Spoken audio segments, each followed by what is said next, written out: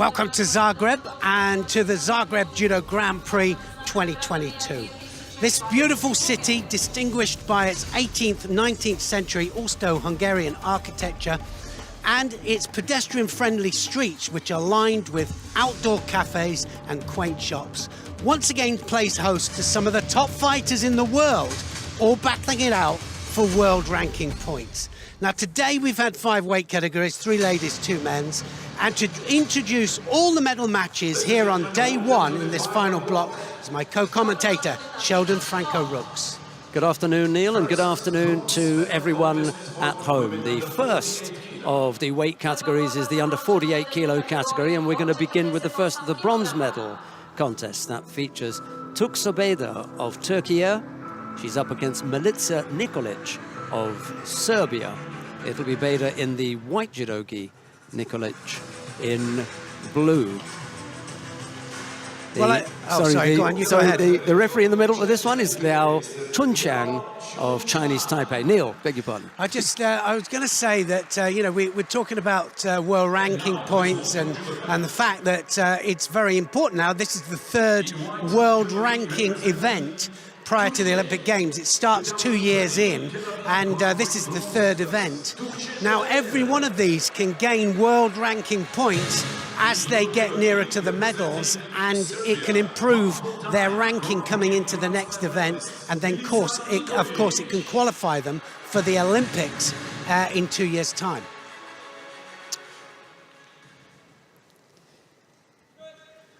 Bender of Turkey, she is ranked 102, so that's going to change after this. Nikolic of Serbia, world ranked 10. Nikolic is in blue here. Nikolic has so many times been in this position, in the final block, competing for some medal or other. That was close, wasn't it? That throw there from Nikolic. Very close, right on the edge. Almost scored, but not quite. You've got to get them 90 degrees angle on their side to get a wazari. On the back, full impetus, full power, it's an ippon. And then, of course, 3 other ways of winning by ippon. Hold down for 20 seconds, arm lock or strangle for a submission. Top 10 player, Milica Nikolic. Like you said, Sheldon, she's always there, roundabout, always. But surprisingly, these two have fought each other twice, and it's one apiece with them. So it's not going to be easy for Nikolic.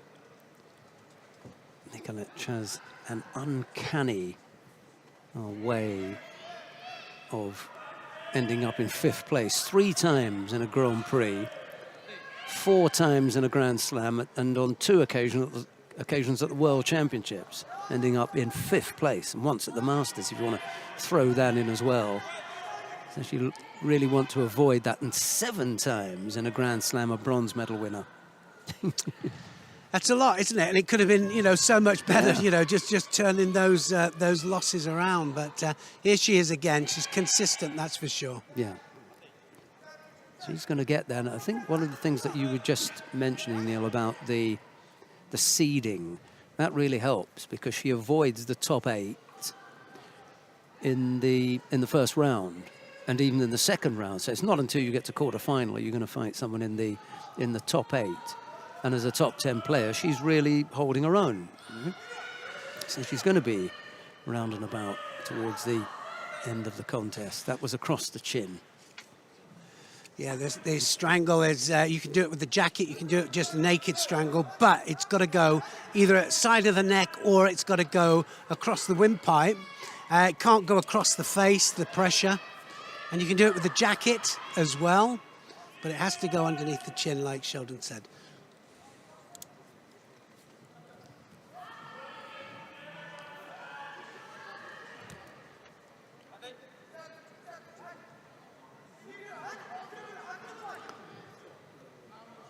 Four-minute contests. If it goes 4 minutes without any score on the board, then it goes into golden score. Any score wins there. There is a penalty system. We'll point that out as we carry on. Obviously, judoka will know what the penalty system is. 3 shidos and it's all over. And you can get those for not attacking every 20, 30 seconds, being too defensive, stepping outside that yellow area there. A couple of other ways as well of getting it. So you can't throw Shidos away because they soon accumulate. That's going to be a score.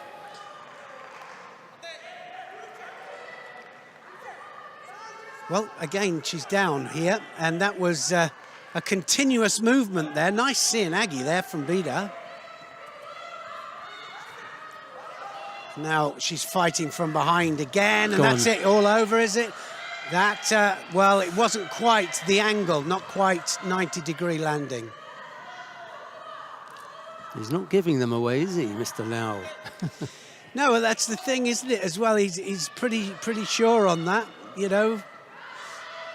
The coach is saying, I mean, the coach can't referee from the coach's chair, but the coach is saying, please have a look. Yeah, they're not even going to have a look. They've had a look already, and I thought it was good. So once again, then, just as you said before, as he finishes in 5th place, Nikolic, and Bida wins the 3rd match between the two of them and wins the bronze medal here in Zagreb. Nikolic is going to look at that as another disappointment, another disaster. But when you look at her place on the world ranking list, top 10. You know, she's in the top 10. So another 5th place finish just, you know, helps to keep her up there. Okay, she'd like to have been on the medal podium and collected some of the prize money, but Tuxabeda beat her to it and scored on her twice as well. So no arguments. And I think that will take a... Yeah, that was a Sakeshi movement, which is a counter to the Uchimata. It can't go into the ground and then rotate from the ground. It has to be above ground in order to count. Good score for me. And took her onto a side. She quickly turned onto a front afterwards. Sometimes that can be a little bit confusing, but it certainly, if they stop the actual landing as it happens, it was at 90 degrees. That will take her world ranking up, that's for sure, from 102. Don't know quite where that will go to, but they'll do all the mathematics after this event and readjust it accordingly. Yeah, be a good few places. Sinan Sandal, a happy guy, out of his chair. He was the one who was signalling the score and then punching the air. I did say, didn't I? You can't referee from there. We come now to the second of the bronze medal contests in the under 48 kilo category. Laura Martinez Abelanda of Spain goes up against Tamar Malka of Israel. It'll be Martinez in the white judogi, Malka in blue. The referee in the middle for this one is Olivier Deros of France. That's a new one here. Malka is out. The Israelis have an amazing squad, men and women. And some new ones coming out in the last couple of events. Sprinting out to get there. One thing you can absolutely guarantee is that she will be chomping at the bit here to get out there. This will be one of her first major medals. They've all got their own ways of arriving at the time. And I was reading an article recently that says it can help. You know, having a I mean, some people format, can hardly make it there, and other people are sprinting out there to get out there. Right, we're underway.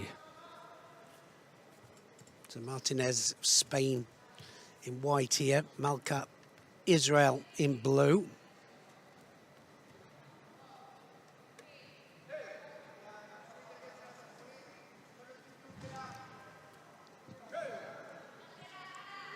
Well, I can honestly say that I haven't seen Malka before.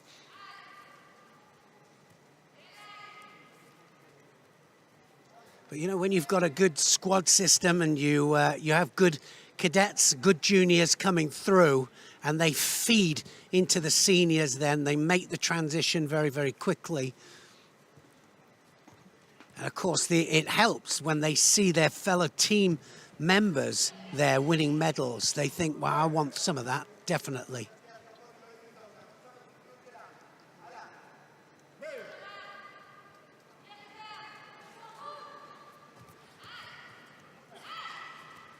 Drop Cianagi there from Martinez. She's going, drop Cianagi off the sleeves. And I did point it out earlier, saying that just because it goes off the sleeves doesn't mean that it's Sodi Surikomi, because Sodi Surikomi means lift pull with, as far as the Sodi is concerned, off the sleeve. But drop Cianagi off the sleeves is better recommended from the Kodokan. Shani Hemshu, the Israeli ladies coach. And it can get quite excitable, can't he, Shani? Yep, he's known for being ejected. No, but it's passion, and it is not meant maliciously in any possible way, just very passionate for his fighters.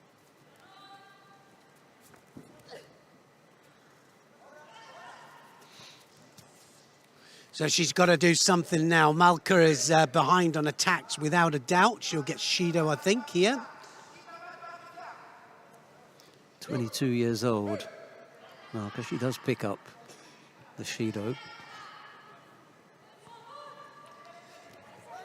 And that's it, all over. Big Cianagi. Beautiful Cianagi there, just took her flat on her back. That was lightning fast there from Martinez.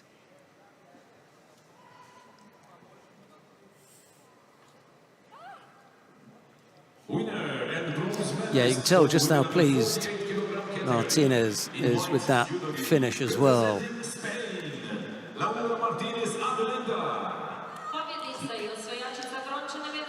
She was not even in the top 8 seeds here, but managed to battle her way through. Lost in a quarter-final to Milica Nikolic. Went down into the repechage and beat Shira Rishoni, one of the top 4 seeds. Actually, Shira Rishoni was the number 2 seed. And then, as we've seen there, was able to get past Tamar Malka of Israel. A bronze medal for Laura Martinez.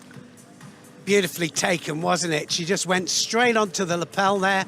She had great control of the sleeve. Look, as soon as she catches it, right the way between the legs there, and the drive and the control and the steering action there from it, just beautiful. That's how to finish it off. And for any doubters out there, difference between a Wazarian and Ippon. She even breakfall there, didn't she, at the end, Malka? Knew she'd been caught. Yeah, the nice thing was that she stayed nice and close to her opponent, so that when it was over, despite the fact that she'd been given full score for it and it was over, she was in position for the Osaikomi. Sometimes that escapes some of the athletes.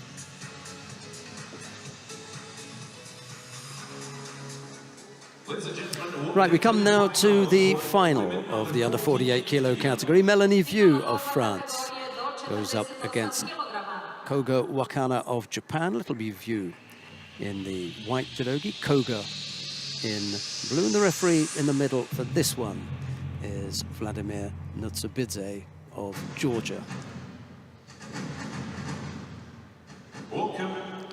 So these haven't met before, but 37 world ranked Vieux. And now please welcome the finalists. Here she comes, and in white judogi, representing France, 2021 Zagreb. what a day she's had en route. Koga Wakana,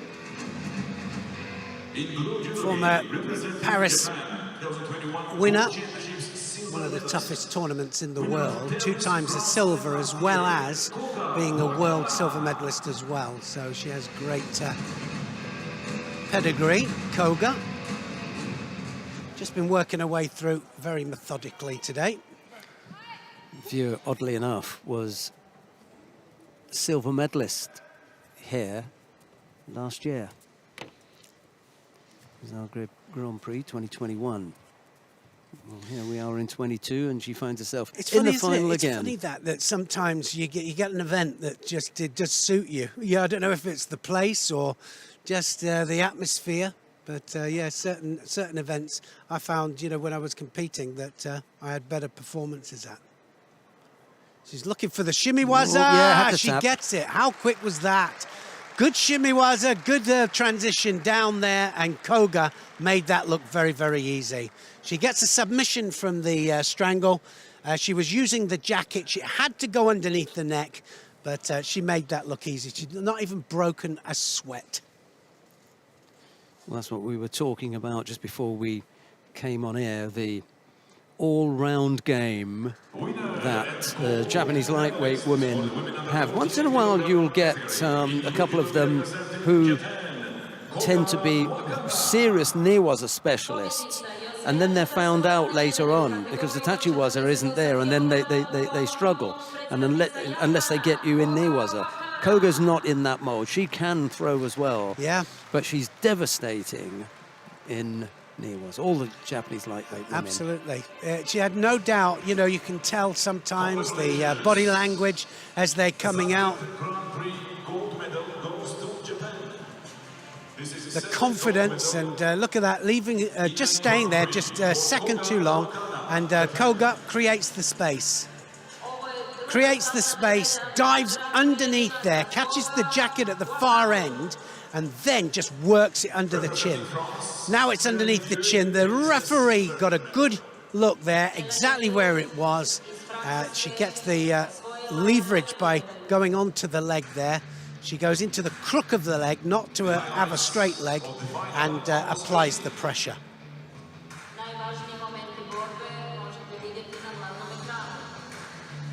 First of 5 gold medals on offer on this opening day of competition in Zagreb goes to Japan.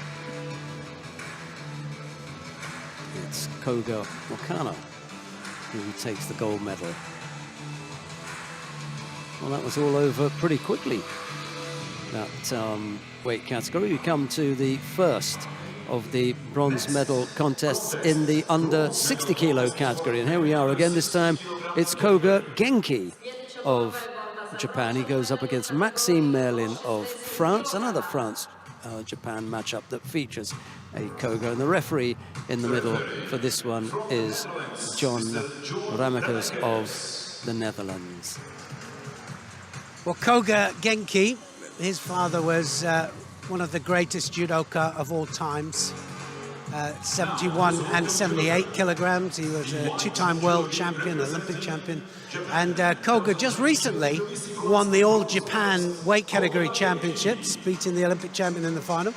But struggles with Europeans, and that's why he's here, to gain valuable experience fighting Europeans, not Japanese. So the different styles of the Europeans causes him problems. And as we saw with him losing, you know, in the earlier rounds to Garrigos. Yes, Francisco Garrigos of Spain it was who consigned Koga to the repechage contest, where he beat Enktai van Arenbold of Mongolia to put him into this bronze medal contest. Strange thing is, Garrigos then lost in the semis, so he's down fighting for the other bronze medal straight after this.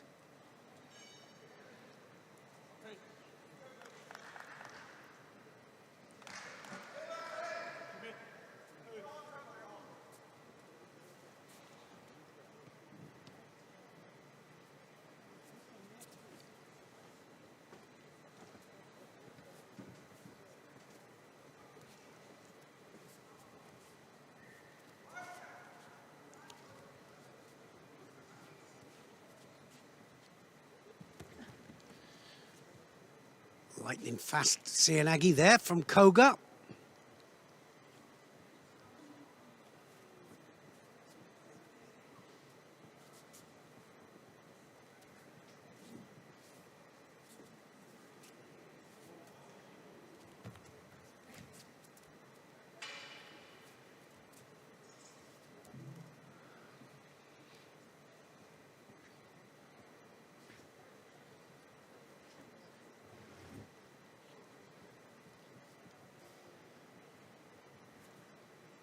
Well, I'm surprised they've let them go on for so long.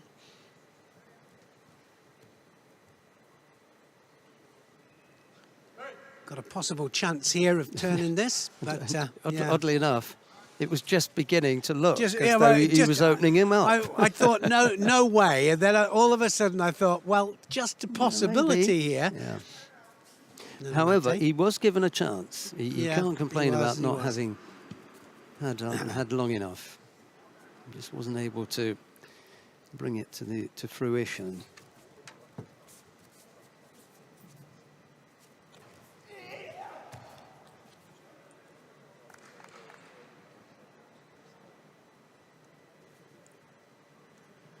Be interested to see if Koga gets a place for World Championships. We just don't know. You never know in Japan. They have such depth in every weight category.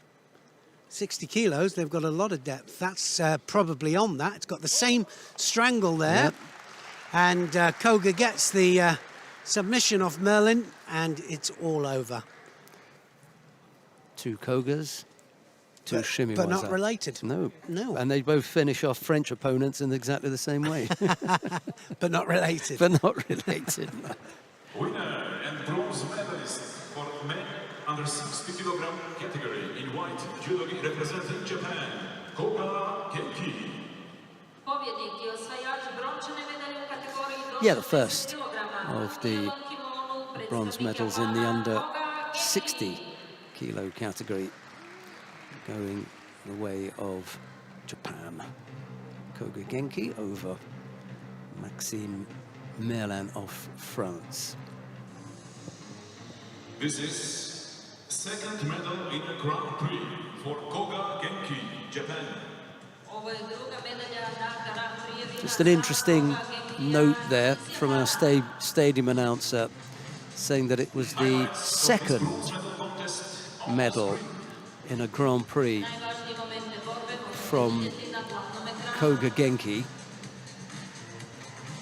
The thing that would interest me is how many Grand Prix has he been in? 2. Probably. Like No, I said, it's only 2. They've got so much depth, haven't they? And But I love that. It's the second Grand Prix medal. He's only ever been in 2. So every time he's medalled. 100% then. Yeah, he's got a good record then. A bronze medal here. And the last time out was a silver medal in Tashkent. That was back in 2019. Tashkent, he'd be happy if he could take a silver in Tashkent in a couple of months' time, wouldn't he? Again, like I say, here for experience, valuable experience. We come now to the second of the bronze medal contests in the under 60 kilo category. Georgi Sadalashvili of Georgia goes up against Francisco Garrigos of Spain. It'll be Sadashvili in the white judogi, Garrigos in blue. The referee in the middle for this one is Jandoskianov of Kazakhstan. And now, welcome judoka. In white judogi representing Georgia, World ranked 26, Sadashvili. And again, they've got a lot of depth in Georgia as well at 60 kilograms. This man here, Francisco Garrigos, like the Houdini of judo. He can play very close to the rules and tactically plays very well, but he's also a winner. He really is a winner.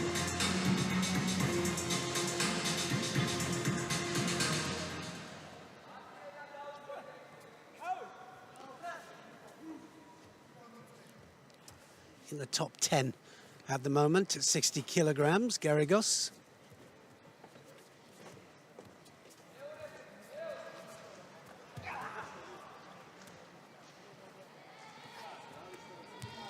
Straight away there on his back, looking for the shimiwaza here, and he doesn't like that, does Sadashvili. Just about got out of that. Didn't like that at all. His face says it all there.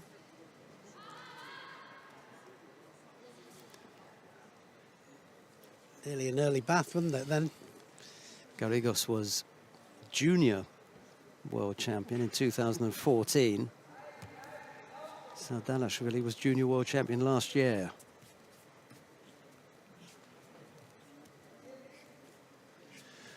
Well, it normally happens, doesn't it, that the junior world champions will come and make the transition through.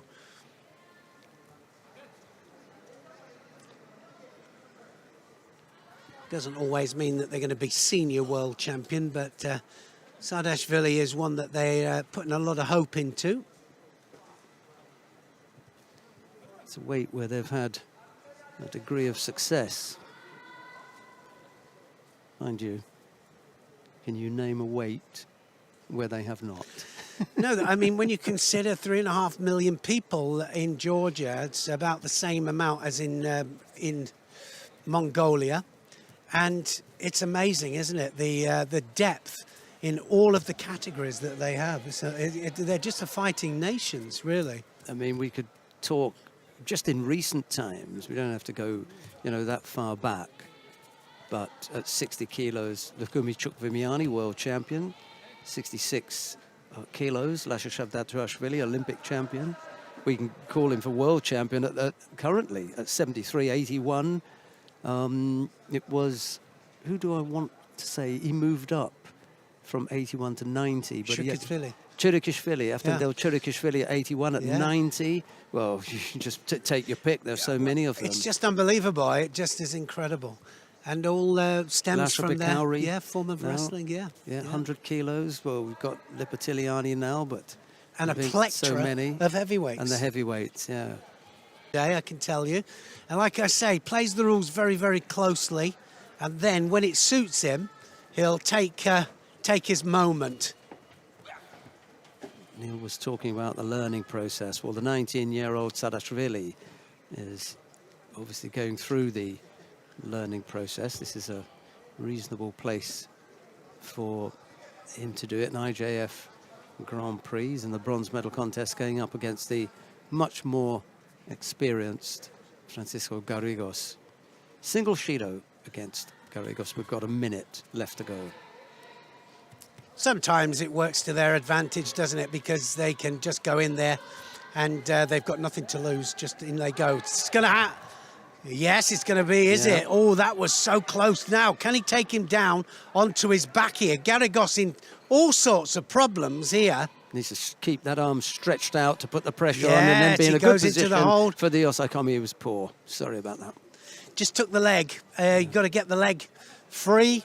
It's got to be controlling the upper part of the body without any entanglement with the legs for the 20 seconds to count. So that was close. Garrigos looks a little bit flustered. Yeah, well, after 3 minutes of reasonable work, you didn't expect Sadalashvili to come back so strong. Yes! Oh, wow! What a sumigaeshi that was. That was absolute magic. He let him kind of come around the back, didn't he, there? And wow. Garrigos made a massive mistake there. The junior world champion. Just 15 seconds left on the clock there, and he absolutely buries him. In white, judo representing Georgia,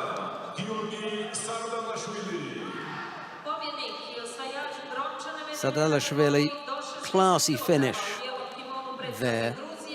And as Neil was saying, just that single slip, really, by Francisco Garrigos, where he allowed Sadalashvili to get the arm around the back, which closed the gap and offered up the opportunity for that Sutemi waza. The Georgians are renowned for the arm coming either across grip or around the back. Watch this, look. Catches the belt here. Now he can pick up or he can do that. Sumigaeshi and just scoops his opponent. It's a sacrifice throw. It's direct. It's him doing it, so he can go onto his back in order to use it. If it's a counter, then he can't use the mat, but he can when it's his technique. And Garrigos just goes flat onto his back there. Brilliant stuff. Yeah, nice hands from the young Georgian to give him the second of the bronze medals in the under 60 kilo category. We've got the final coming up now for you. Kim Won-jin of the Republic of Korea goes up against Magzan Shamshidin of Kazakhstan. It'll be Kim in the white judogi, Shamshidin in blue, and the referee in the middle for this one is John Ramakers of the Netherlands. Here's Neil. Met once before here, and Kim Won-jin was the winner, but Kim Won-jin has been around for a long time, and he's a two-time world medalist. We haven't seen him for a little while. The Koreans have been putting new people out, but here he is again. Lots of experience, and he's in the final of yet another major event. Last time they met, Shamdin was the loser, and Kim Won-jin the winner. Just and Sheldon's going to look out the event. I'm not quite sure what the event was.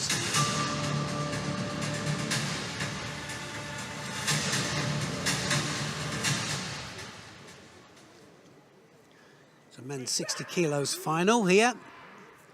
Kim Won-jin in white.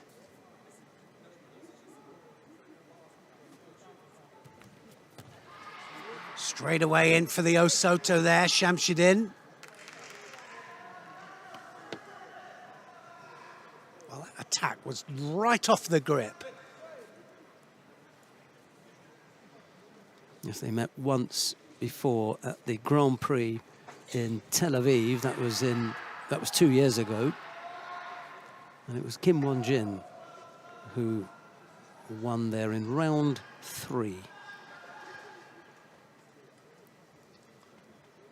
Looking for the Sodiguruma Jimmy. It's across the face, absolutely. Yeah, just so across the face. Very unattractive, wasn't it, that shot?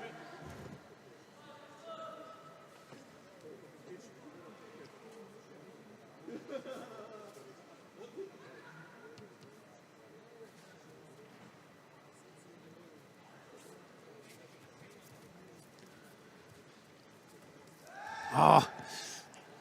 Well, we didn't see him use that, did we, for a little while? And every time he did it, he's almost always scored. He's got a very strong Uchimata. We got a little reminder there of what we, from time to time, refer to as the Hoover. And it was so clear that it wouldn't have been anything. And Shamshidin gave up on it. He realised. Yeah, well, they realise now, don't they? If they just shove their head into the mat there and then just hopefully turn. It used to be a score, no longer a score. It has to rotate. Any kind of sakeshi or counter has to rotate in midair in order to score. It's got to be a full use of the hands.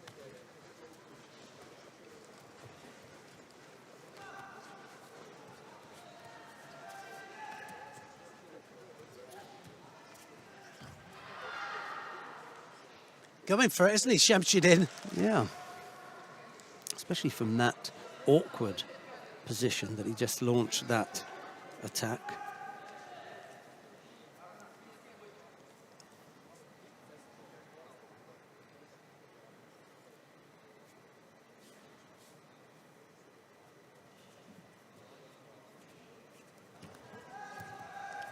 Nice change there to the right, Sianagi. He goes left and right, Kim.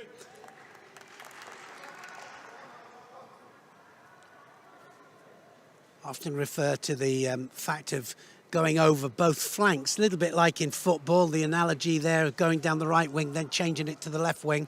And sometimes if we go to the different flanks there, it can open it up for your favorite technique. If you keep going the same way all the time, then they can get used to it and block it out.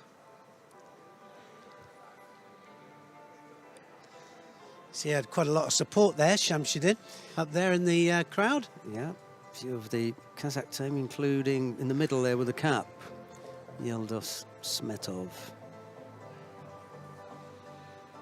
Worst place to be, out there, stuck out there, waiting for the opponent to come back. Has to leave the mat to any kind of blood, and he has to leave the mat to have the blood stemmed. If they can't stop the blood, then he'll have 2 visits to the doctor for that one cut, and then he'll be, well, the contest is annulled and the opponent wins. So sometimes what we see, if it's something to the head, they'll come up back onto the mat, they'll be mummified, they'll have bandages around the head, and they look very, very strange, but they have to stop or stem the blood.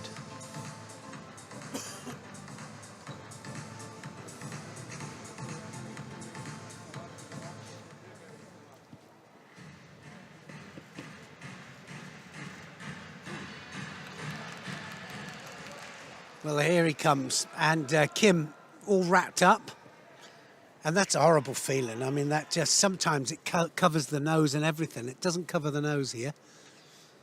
Nice little cap. Must be a cut under the chin, and to keep that on, they have to strap the head. And Neil said that's likely to be annoying as opposed to uncomfortable. That particular one.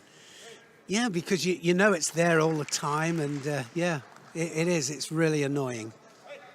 Both fighters pick up a penalty for avoiding to take a grip.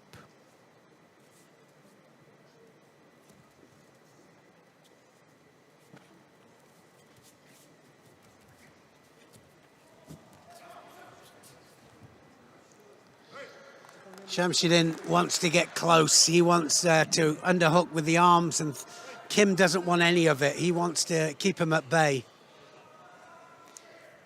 Well, he was reasonably clever earlier on with his tactics.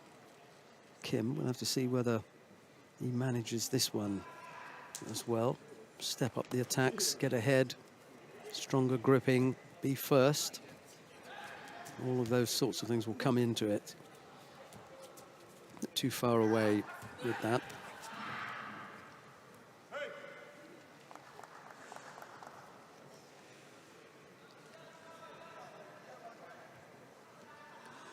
Different styles. You can see that the very upright style of the Koreans. Always think of the Koreans as a mixture of European power and Japanese upright stance. It is a kind of a mixture.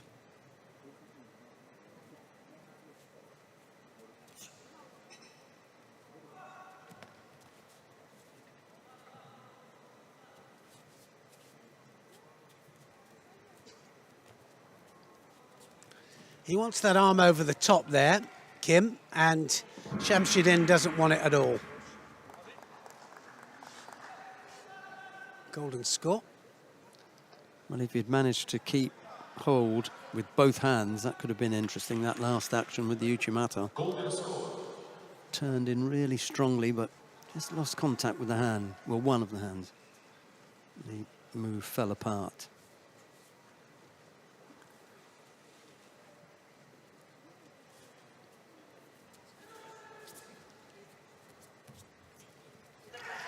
Well, in his own way, he keeps ducking underneath that arm there, Shamsuddin. He doesn't like it at all.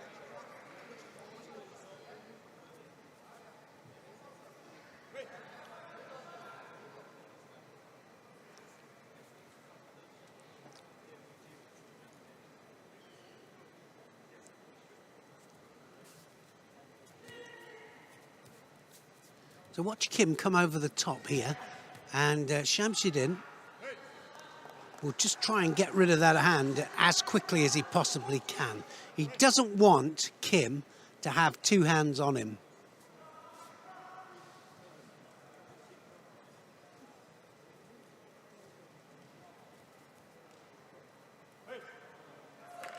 Shido.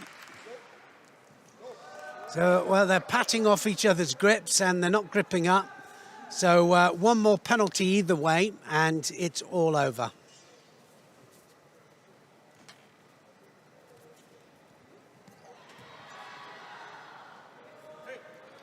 One attack, Shamsuddin.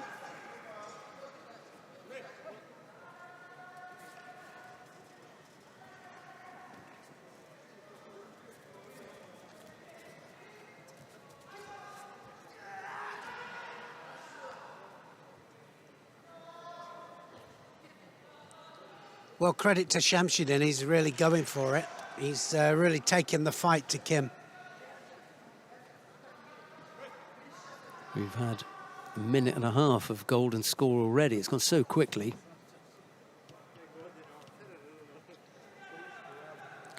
Well, it's a little bit of a battle of chess, isn't it? Oh, now then. Is that going to be a score? Did he have enough? Shamsuddin thinks it's him. I'll be interested to see the landing on this one. Well, yeah, it's going to go to video referee, that's for sure. And it all happened a little bit too quick. If they kind of land together, then they probably won't give anything. Well, no, for me, that was... he went onto his own back there. Not just did he go onto his own back, but he uses his back contact there to finish the technique off, but it didn't get a landing. I don't think that was a score. Yeah, for me, unfortunately, wasn't quite enough. Elbow was just a little bit out as well, wasn't it? Sumigaeshi from Kim missed. He was a little bit rushed with that. I mean, maybe spurred on by the fact that he almost gave up a score. He's tried a little bit too hard there, wasn't properly set. Pressure's on, isn't it, for these two? That's about two different techniques there. Now, that was off the ground for me. That was definitely ground. He can't score. In any case, it was in response to Shamsuddin's attack, so he couldn't score because he used his own back. So a couple of reasons for not giving Kim a score there. Nice turnover into Newazir if you can follow it up, but as far as scoring purposes are concerned, no. Better grip now. Missed with the Ojigari, almost brought him down. Starting to go to work now, isn't he, Kim? Looking for that, just that extra little bit. He doesn't like that there. That's No. It's really irritating, like we said.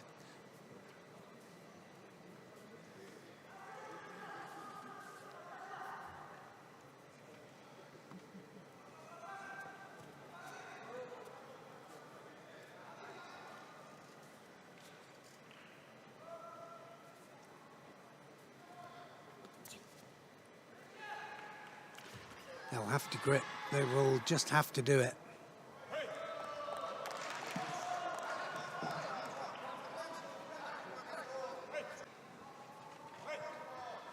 The longer this goes on, the better it is for Kim Won-jin. He's shown real good condition earlier on. He's much more experienced than Shamsuddin, and tactically, I think he's more astute. Problem for Kim Won-jin is that Shamsuddin, as you can see here, has already decided he does not want to go this to go on any longer. He wants to have a little go at this, isn't he? Yeah. I'm getting it over and done with now. That was close. So up to Kim now to fire back on those three attacks. Yeah.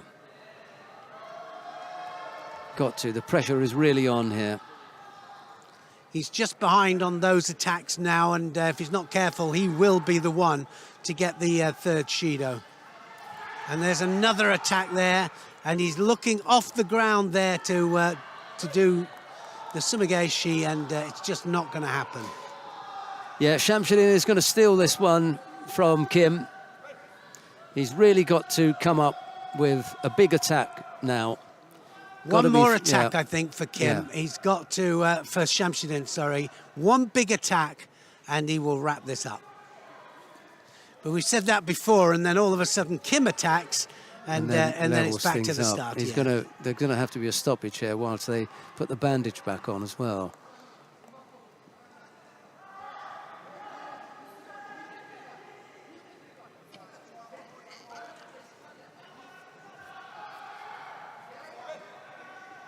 They just rearranged it, I think. He's only got the top part now. Nice little headband now. Yeah.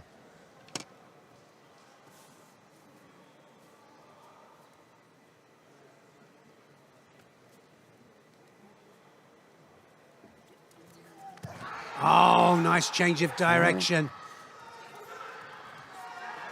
And another Seanagi there. He's just starting to really rack them up. That might be it.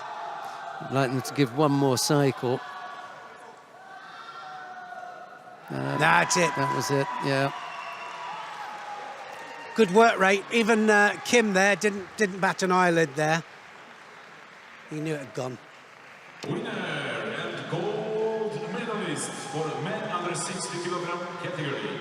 In blue judo representing Kazakhstan, Magjan Shamshadin.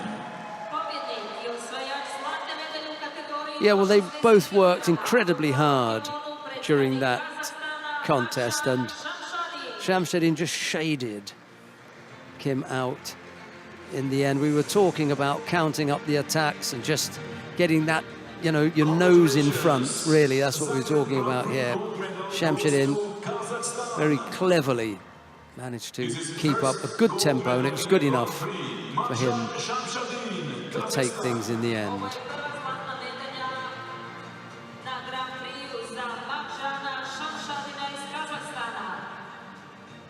Representing Republic of Korea, Kim Won-jin takes the silver medal.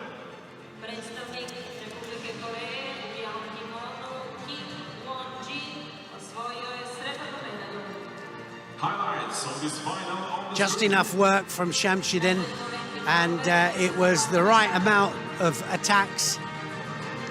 The right thing to do was, yeah, for the third penalty, but that was a good match.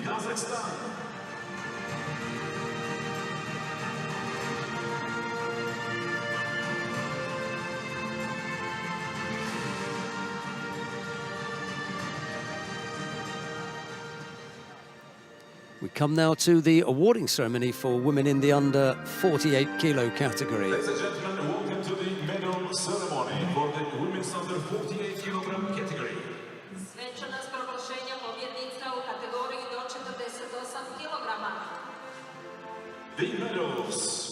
The medals are being presented by the Vice President of the International Judo Federation and President of the European Judo Union, Dr. Todd Laszlo.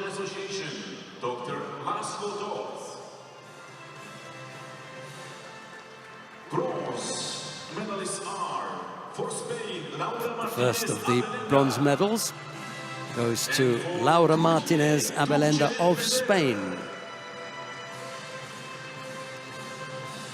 There's a bronze medal also for Tukşe Bira of Turkey. Yeah, just get that tidied up, Dr. Todd. Silver medal goes to Melanie Vieux of France.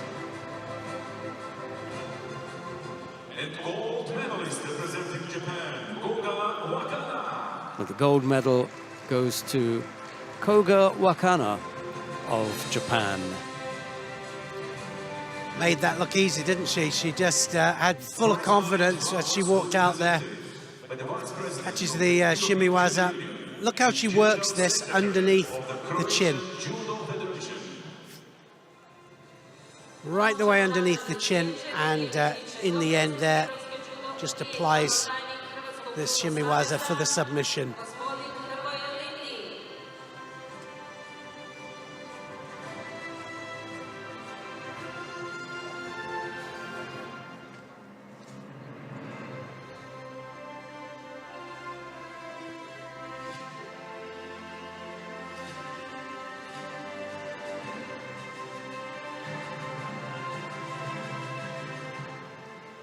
Ladies and gentlemen, please rise for the national anthem of Japan. And now the national anthem of Japan.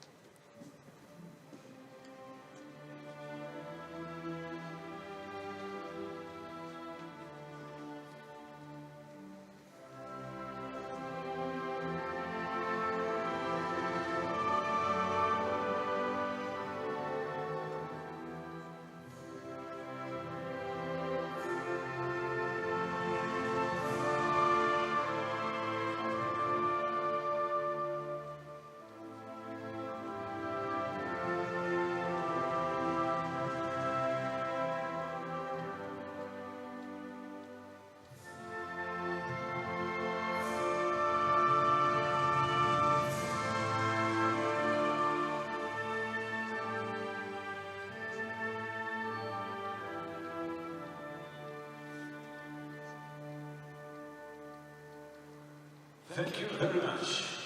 Family picture with VIPs and judo.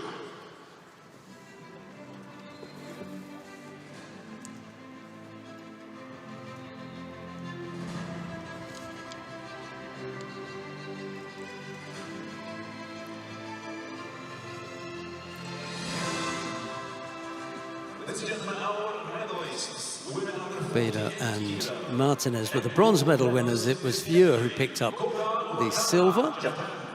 Koga, it was, who walked away with the gold medal.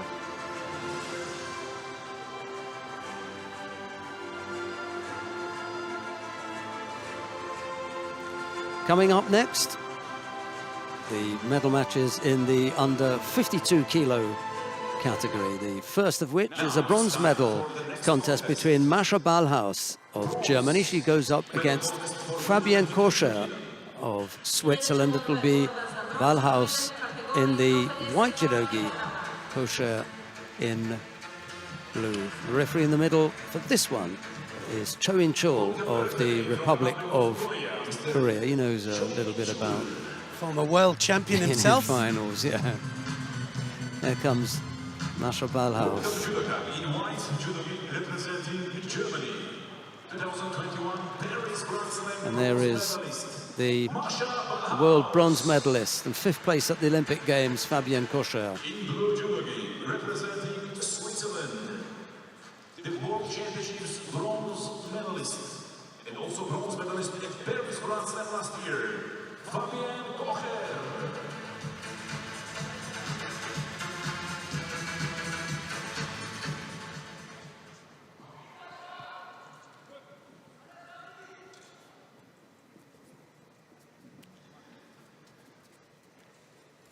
Similar styles, these two. Both wanting the strong arm over.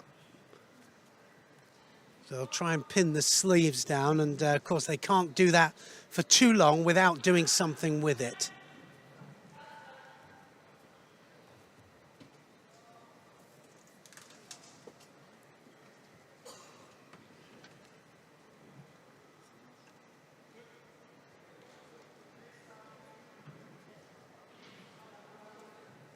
This has been the pick of the weight categories today, I think, the under 52 kilo We've had category. some really good matches, haven't we? Some Yeah. absolutely fantastic matches. Some of the matches decided just on penalties. We don't want to see that. Oh, that's was that a mistake? Well, I think maybe a Wazari there, but Ippon's been given there. They might have a little look and see. So it will go to the video referee, to the supervisors and the commission to have a look. Referee, commission and the supervisor's decision. Right, so that action is under review. Oh, well, Well, there it we could go. be. That was a nice Ashiwaza there. It could well be an Ippon there. Yeah. Cho In-chul, So, the referee, was He right did, he on top of it. hesitated, didn't Yeah. he? He hesitated before he gave. It was a lovely Ashiwaza, and if most of the back is in contact with the mat as they hit the ground, they will give Ippon. Yeah. If it was only partial, so was Ari given? Well, So, it must have been as yeah. close as you can get, because Yeah. that was pretty good. I really thought that was pretty good. Have another go. We've seen other Ippons, haven't we, given for as much as, you know, and so, yeah, just a bit strange, but that was a really close decision. Nice piece of But Ashiwaza. must have had a look at it from a slightly different angle there and said, no, not quite. Well, as you said, he did take his time to think about it. He had a good long look and thought, actually, I like that for Ippon. Well, commission on reflection decided to give Wazari. Got 2.5 minutes left to go. Koscher leads by Wazari. Ballhaus with, I wouldn't say mountain to climb, but she got plenty of work. Still only a minute and a half gone. 4 minutes. Plenty of time to change the tides. You'll notice them when they get near to the edge there. If they do just walk out, then they get penalised for sure. If you get backed up to the edge and you just step out, you get penalized. And if you push somebody out purposely, but it's got to be really purposely, then you get penalized. But less and less of that, actually. It's the ones that really just nonchalantly just walk out.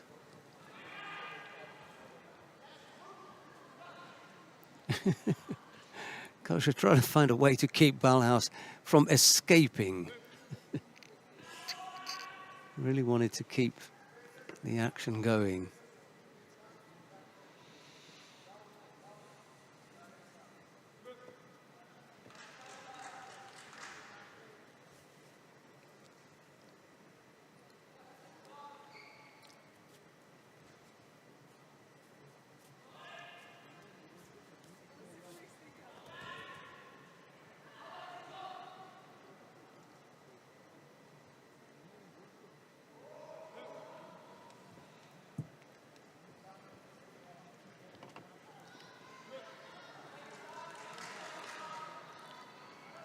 So Kosha now just doing everything right, just keeping strong, good strong stance, not backing up, but making sure that she just does enough attacks. You can go into defensive mode just too early. You think, oh, I'll run away, keep on holding on to this score. Sometimes it can be the dreaded if you get a score early on. Then you can think, well, I've got 3 minutes and 10 seconds to hold on to this.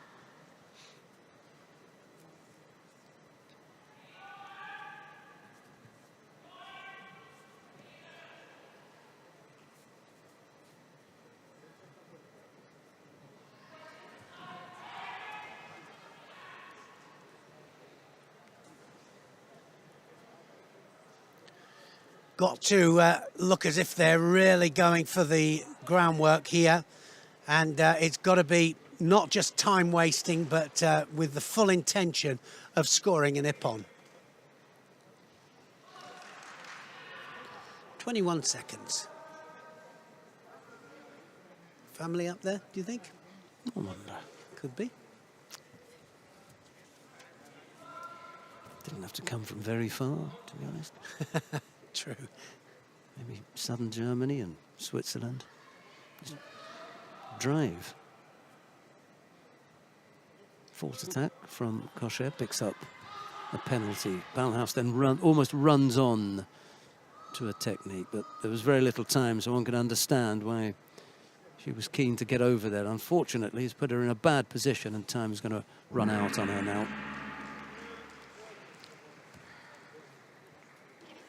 Fabienne Kosher of Switzerland it is who takes the first of the bronze medals in the under 52 kilo category.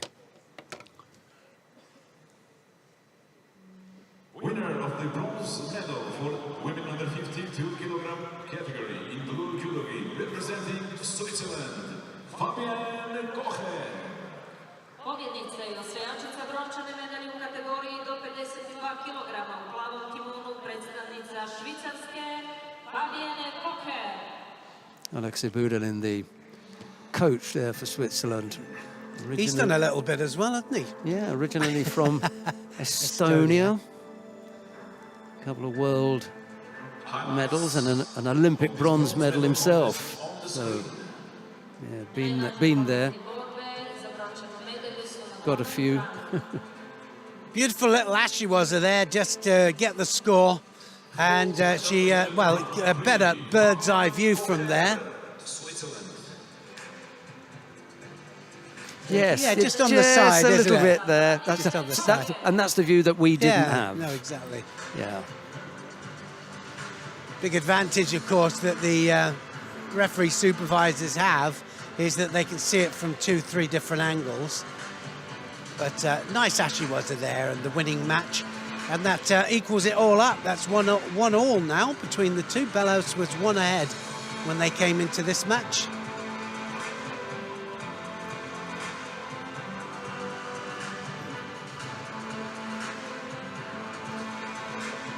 We come now to the second of the bronze medal contest in the under 52 kilo category.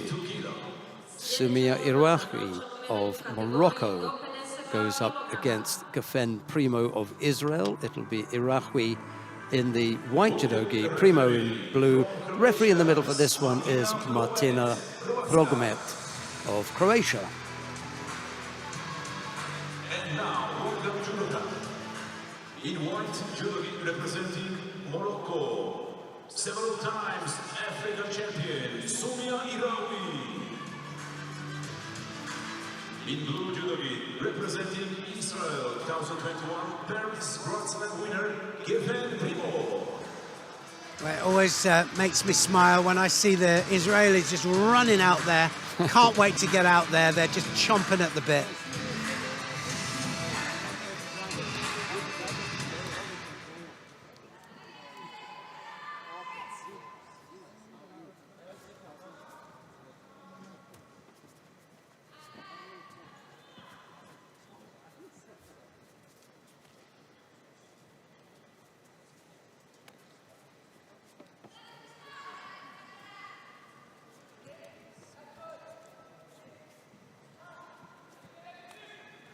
Primo straight away dominating the grips.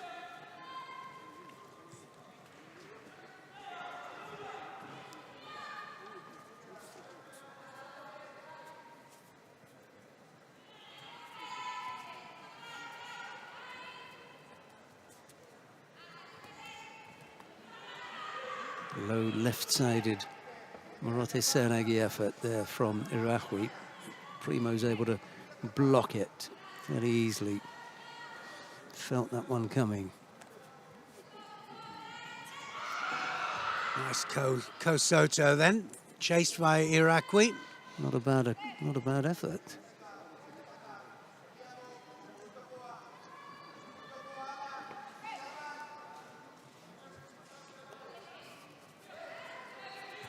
Well, Primo is going to have to attack now because she's looking busy, but can't see any big attacks going in. She'll get a Shido any second now, I think.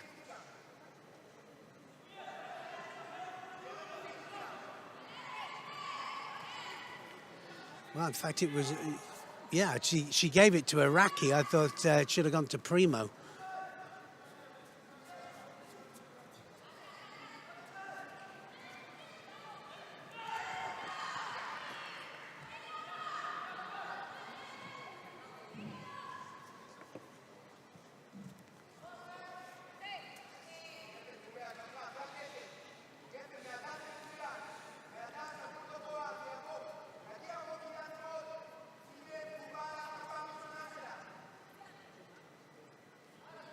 Both coaches with plenty of advice for their Yeah, I'm for just their thinking players. exactly that. He chases every single medal, doesn't he?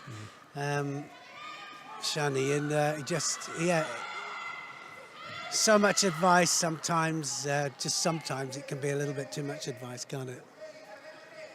But you've got your own language with your fighters, you know, they know you, you know them.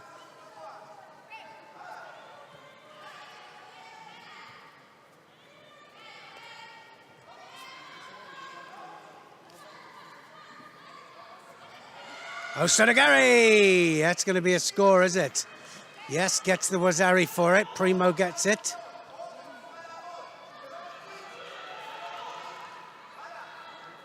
Snaking Soto. Look at the landing.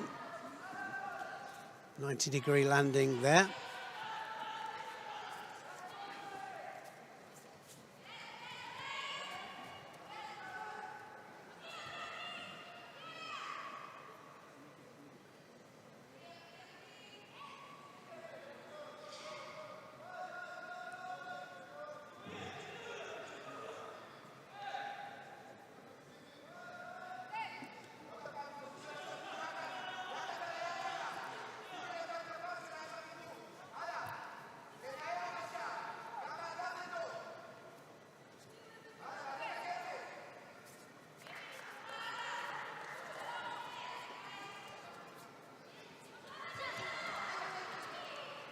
This time on the inside. Uchigari this time. Primo all over this. Iraqi was just about able to turn off that, landed on her front, so no score. But she has to defend against the attempted shimiwaza, which went across the face anyway, and the referee spotted that, called mate. We've got a minute left to go. Iraqi with a lot of work to do here now in this last 60 seconds. Thought about going on to the belt there, wasn't in the best position. Really beginning to chase Primo around the tatami now.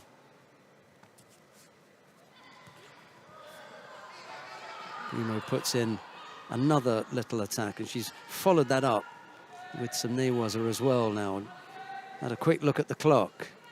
The corner of her eye, she sees that there are 30 seconds left to go. Happy to spend a little bit more time down on the ground and see the time tick away quickly.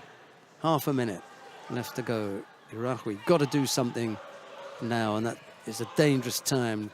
Athlete opens herself up and can get taken advantage of. 20-odd seconds. Here comes the Moroccan. Right side, it almost turned. And now again, Primo happy to work on the ground and just burn some of the clock. There's nothing happening there. The referee calls mate again. We've got 7 seconds left to go. It just whizzed past. Talking about having a minute left to go, and Iraqi, to be honest, hasn't been able to put in a single attack. It's Primo who wanders off the competition area. Burn a Shido there, isn't she? She'll pick up a Shido for that, and there's a really nice example of just getting the Shido out. Didn't wait for them to both come and be standing there on the way back. It was Martina Progomet who was dishing out the Shido to Primo. It's not going to do anything to the result. It is Geffen Primo who wins out over Sumia Iraqi of Morocco. Second of the bronze medals goes to Israel, and there's Shani Hershko to give his player a tap on the back, a bit of celebration. Let's have a look at some of the highlights. Congratulations. Zagreb Grand Prix bronze medal. Want to shake hands at the end there, doesn't have to. Bows off, but yeah, normal. Normally they do. Osoto Gary on her side, 7-time African champion. Couldn't stop the Osoto. Couldn't really get into the match. Primo pretty much dominated all the way through.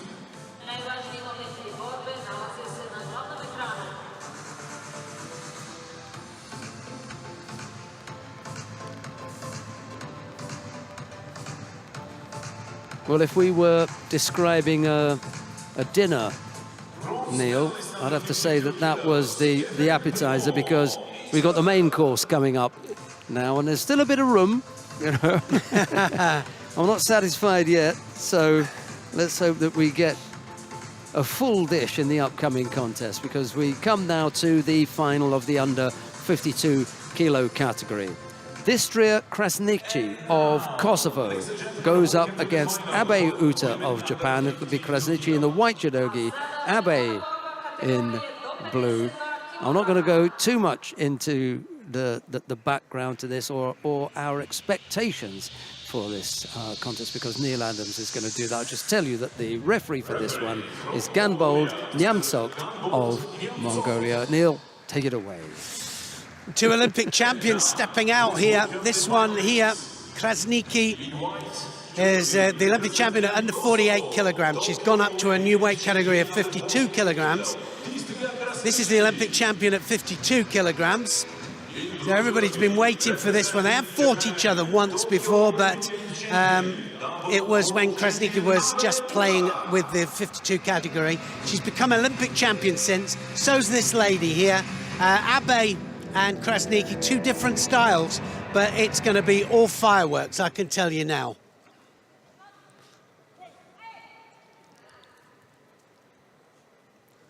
The raw power of Krasniqi and the beautiful technique of Abe, but it's not to say that Krasniqi hasn't got great technique as well.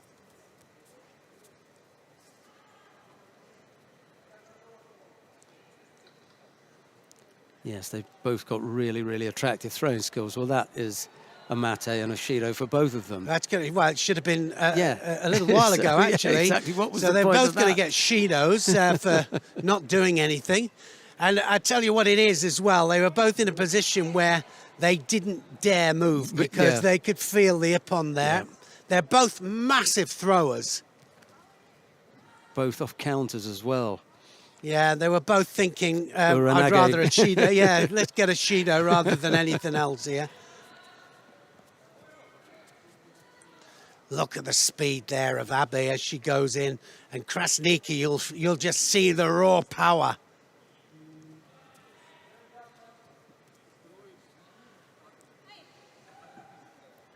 Krasniki likes to take the sleeve, take it off to the side, and then throw the Osodo in. That's and sort of beautiful. yeah, she does it beautifully. Abe, Sianagi, Uchimata off the sleeves. She can go Sodi Surakumigosh. She do the Osoto as well. Who was it that pulled away there then? Abe? Well, I think it's, you know, if they're pulling away and then coming back in, you know, then at least I think people, you know, realize that these two are going to want to get hold of each other. Be the last thing they want to do is spoil it with shidos. Oh, and that was Wazari scored there by Abe. She did the same there on Krasniki. And now, is she going to hold her down? If she can get this out here, this could be all over. Oh, she's got the hold down. Yeah. Abe is holding Krasniki, and I've got to say that she just made it all look so easy. She just got such good balance there. She readjusted her balance there for the hold down. And yes, nice gentle applause there from the supporters or family up there. Abe Uta, absolutely in a class of her own. Yeah, very respectful from both athletes. That's how you take a loss, and that's how you celebrate a win. I've got to say, Sheldon, that was a great win against an amazing Krasniki is an amazing champion. And, you know, we've been saying, haven't we, that Krasniki up in a new weight category, is she going to be contending? And, I mean, Abe's just taken her out. Yeah. Absolutely just took her out. We'll have a look at the way she gets into the Osoto. It's exactly what Krasniki does. And they do say that if you're going to get caught, you get caught with your own technique. Look at this. She has the sleeve. She goes across the back, though, not to the sleeve or to the opposite lapel. And she takes her over with Osoto. She lands on her side. There's that arm around the back again. Yeah, and she wasn't happy with that. She just turns her into the hold down there. Krasniki could do nothing about it. And Neil mentioned the balance in the Osai Waza there from Abe Uta. You can just see it's a beautiful position. Four corners, just absolutely solid. It's so beautifully proportioned there, the weight, and you know, the hips are low, the legs and knees are wide, and it's so beautifully proportioned. The head is down. There could be a ton weight underneath, and it's difficult to move. It really is. People get a little bit confused there. They say, oh yeah, I'll be able to bench press them off, but you can't. A convincing win in the under 52 kilo category for the current Olympic champion at that weight, Abe Uta of Japan. We come now to the awarding ceremony for men in the under 60 kilo category.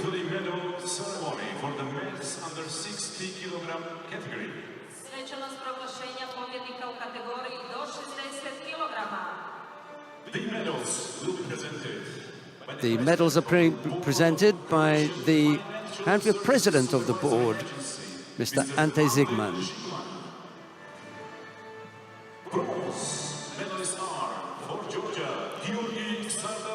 The first of the bronze medals goes to Georgi Sardalashvili of Georgia. There's a bronze medal also for Koga Genki of Japan. Silver medalist representing Silver medal goes to Kim Won-jin, the Republic of Korea. But the gold medal goes to Magzan Shamshadin of Kazakhstan.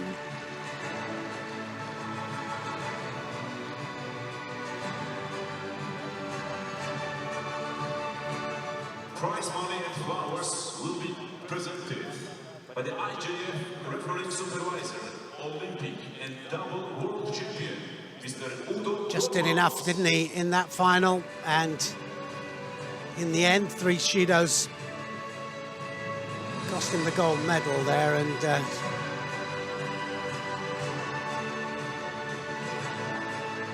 terrific win. Yeah, there were times when Shamshadin there was the feeling that he just stepped it up into another gear that Kim couldn't stay with. And that was the difference between the pair. And now the national anthem of Kazakhstan.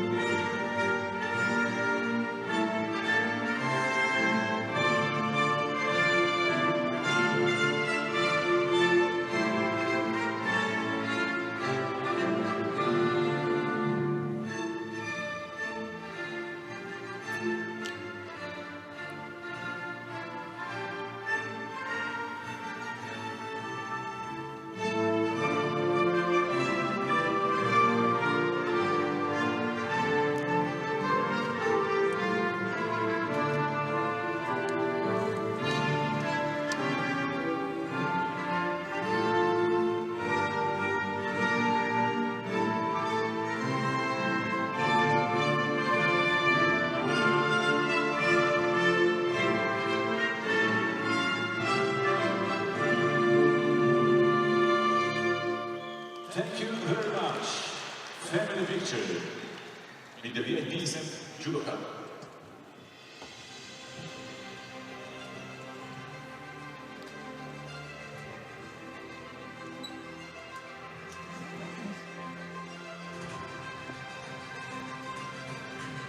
Sadanashvili and Koga were the bronze medal winners. Our medalists, men under Kim 60 took the silver and Shamshadin this time round picked up the gold medal. Shamshadin, Kazakhstan.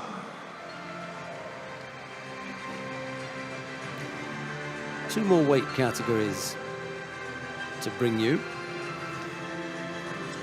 The next one features the medal matches in the under 66 kilo category. The first contest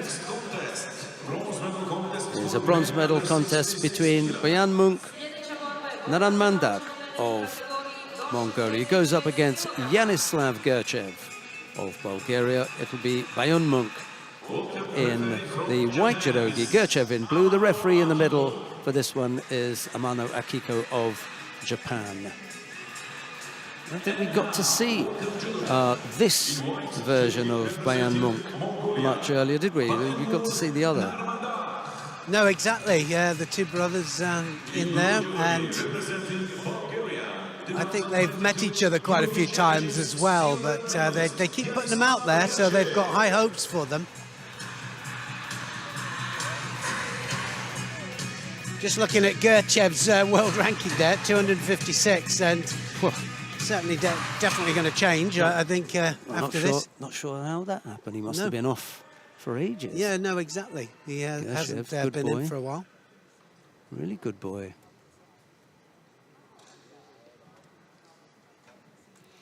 Well, you don't know, do you? You see that 2 years prior to the Olympics, and it kind of brings people out of retirement. Woodwork. Yeah. Some people, they decide, well, I'm going to have another crack at this, and let's give it a go. It's just 2 years' work.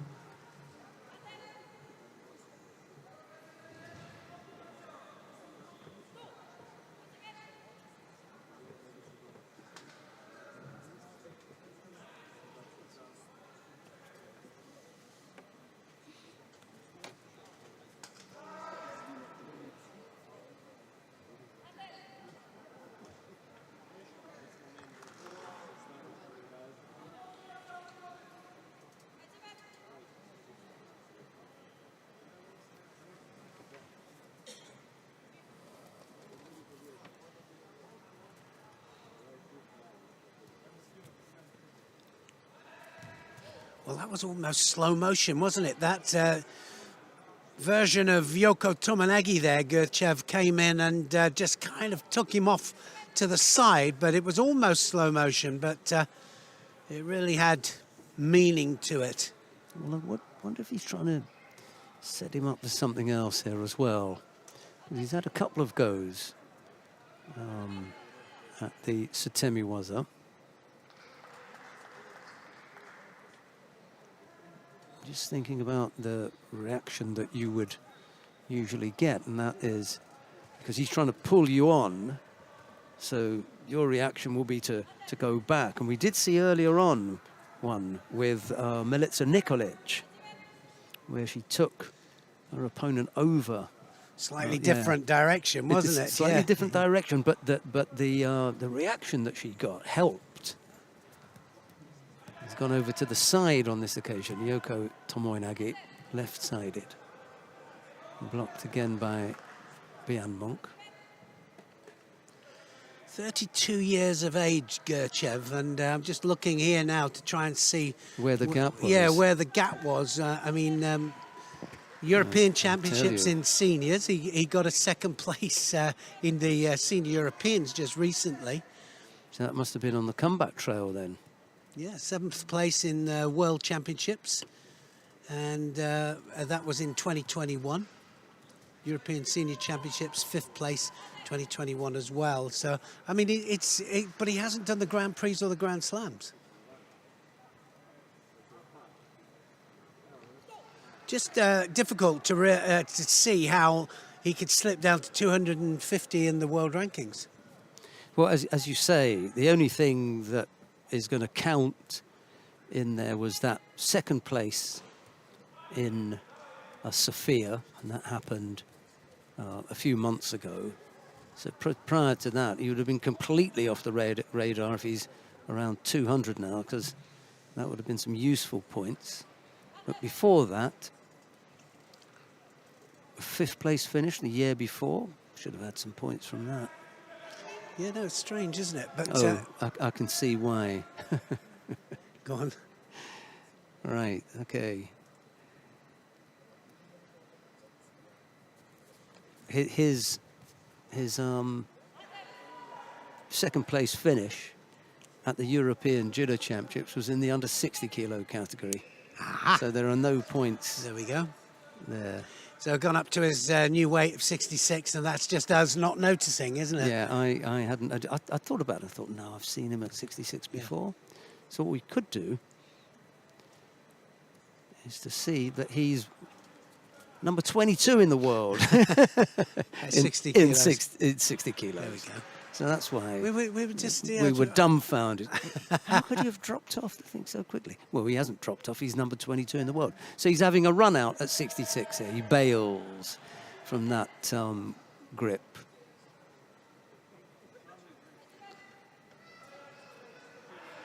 So sometimes you decide to have a little rumble with the heavier people. Sometimes it can work an advantage, but sometimes it can't. Sometimes it works against you. Remember, there's 6 kilos difference between 60 kilos, 66. You might be coming down from 65 to get to 60s. So just decided for this one to... I can't really understand that, though. I would have thought that it's a decision to go up to the higher weight category. Yeah, because this is the second competition in a row where he's fought at 66. He fought in Budapest last week. He's fighting here again at 66. The last time that he was down at 60 was in April. So perhaps this is the move now. No, sure. He's on his way up. Well, whatever happens here, even if he were to finish 5th, he's going to pick up some useful points, a 5th place finish in a Grand Prix. And the more points that he picks up, the sooner he's going to be able to get himself in a position where he can, get seeded. He's still got a way to go before that happens, but he's useful. Well, that Yoko Tomoe now, it's just not going to work for him. So You can see here he's got 2 Shidos on the board, 1 more and it'll all be over, so he can't afford to keep dropping.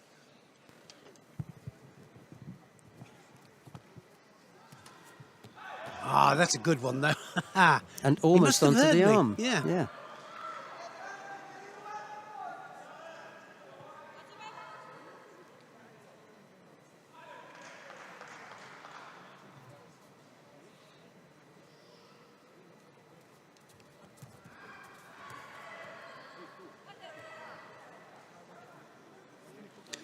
Well, you can see here that Bayamug is looking for the 3rd Shido, so he needs to just concentrate on his game, really. Start to attack himself. Now he does, looking for the Uranagi. He doesn't look out of sorts in this weight category, Gershev. He looks fairly comfortable. Yeah, no, he does. I mean, and I say that especially because he's just been at close quarters with a Mongolian in that kind of pickup situation where they're normally very comfortable. Gershev took a bit of a whack there. He hasn't complained, but he's just slowed up and said, hey. No more. Come on, what was that?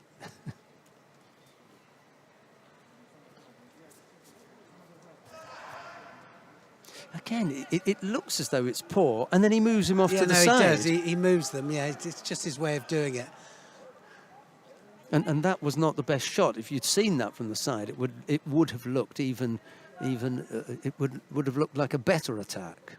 Sometimes that top angle doesn't quite give you the best view.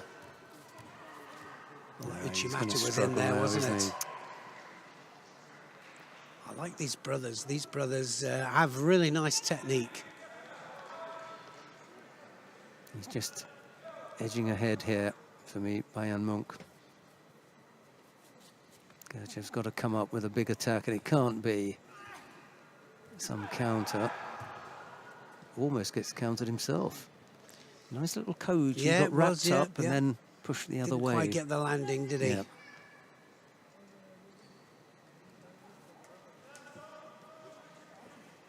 Just trying to see where his brother went out.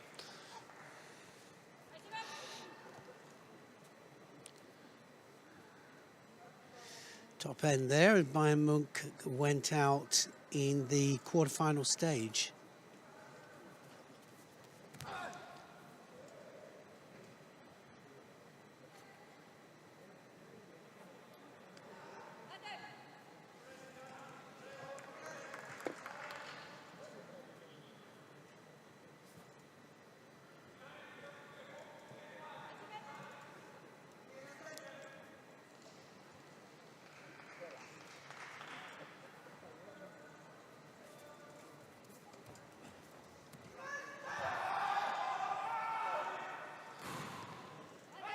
Well, little call out there. They kind of wanted that score, but don't think it's to be. It's not precise enough. We're going to have a look. Was there a break in the action? Was there a stop? Pause between one action? Oh, I see that. It's the movement here from Bayern Monk. Yeah, for me, he's on his back because he's attempting the sumigation. We've seen that constantly. That was the action. And now, as they're in midair, Bayern Monk decides he's going to lift him and push him down. So, as is quite often told to us, okay, he's taken it over, some force onto his back, and it's Bayern Monk who overcomes Yanislav Gershev.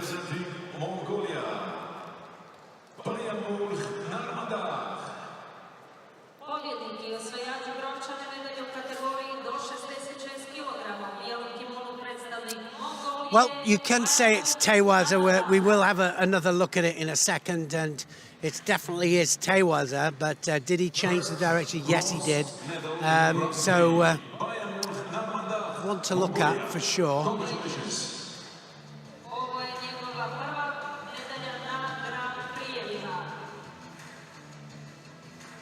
So have a look at the leg as well, Sheldon. The left leg here of Bayern Monk. The left leg of Bayern Monk.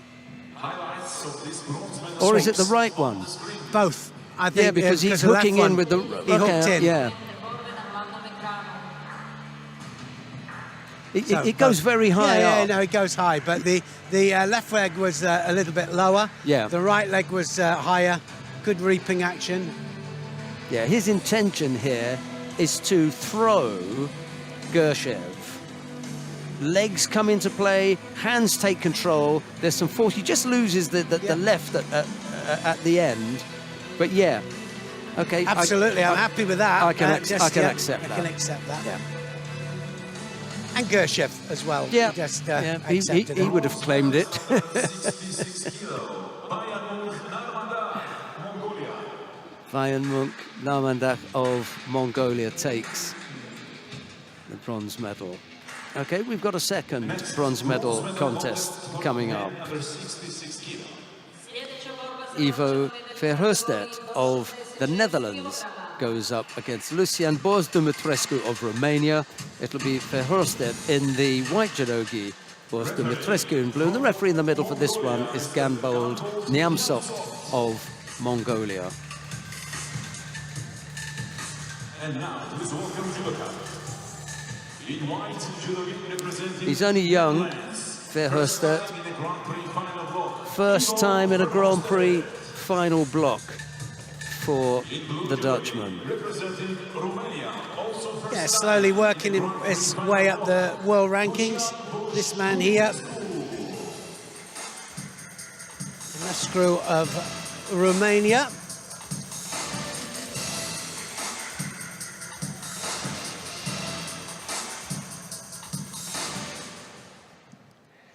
Boz Dumitrescu is in blue here, and Verhulst in Netherlands is in white.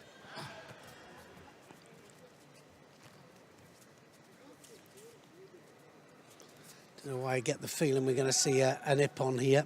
Just the way that they're kind of gripping up with each other. Now, what's going to happen from here?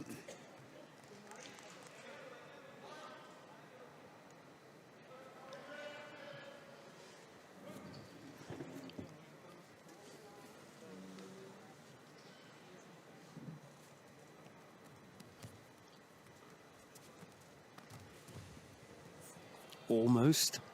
It was, wasn't it? He kind of had two bounces then and went onto his side. And then, and I think the roll at the end came from the ground. That action had already finished, and then he rolled onto his side. So no score.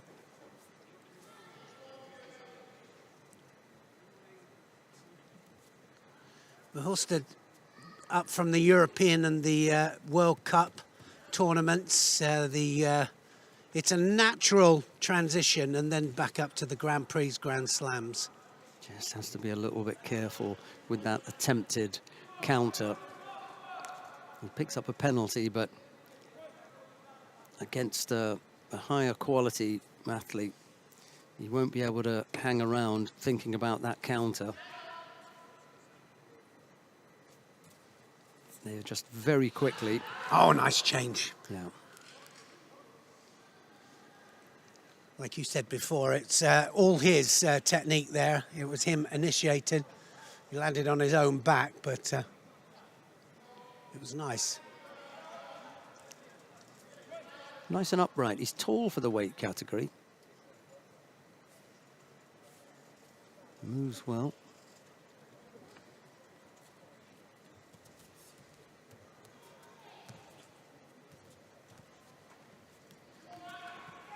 Nice change of direction. Very close, So wasn't it? close, He's yeah. really getting close, closer and closer. He probably stopped the score himself by having his left leg in the place where he wanted Boris Dumitrescu to fall, or so Boz Dumitrescu to fall. He just got in the way a little bit. But that's a good awareness. He knew he wanted to take him off to the side. Okay, both athletes pick up penalties, but it's a second for Herstedt. And he does catch That's him going to be a that time. Wazari. Yeah, got him onto his side. Got to be careful of the arm now. That was really Good close. turn. Ooh. Quick shake of the arm. Well, he's gone ahead here, but he's still got 2 minutes left to go. He's got nice movement, hasn't he? Yes, nice switch. Yeah. Absolutely beautiful switch of direction. And I still feel that we're going to see more here. Yeah. It's not finished. Well, Boris Dumitrescu is going to open up now. He's Wazari down, and he's going to feel, well, I've got to do something, and that may yet offer up an opportunity for Herstedt. JP just telling his man to hold on, take it easy, don't do anything silly.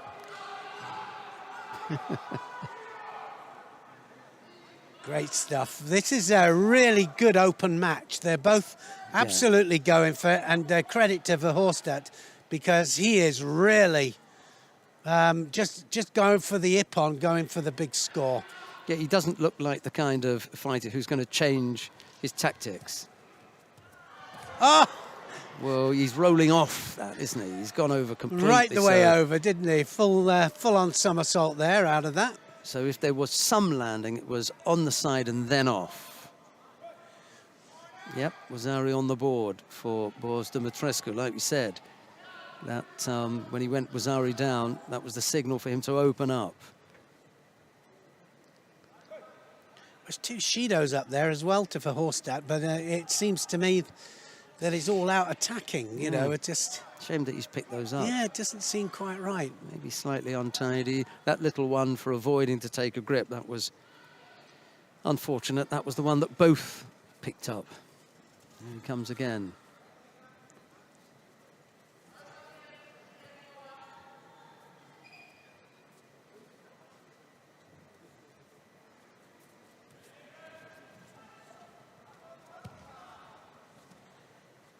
Well, it won't score now, even if he does roll him over. No, without a doubt, that's off the ground there. 30-odd seconds left to go. We may yet have a little bit more time in this. One of these is going to be brave and try and finish this off. I get the feeling that it's probably going to be for Herstedt. He's got that kind of way about him. Like you say, he's going the same way every time, and he's just not changing. He's got the switch of direction as well, so we know that. But if he's not careful, he's going to come unstuck, because I think that Boris Dumitrescu is going to change, and he's going to change the direction to score the second score. Well, he's been nice to watch. Yeah, it's been good. Good match. Yeah.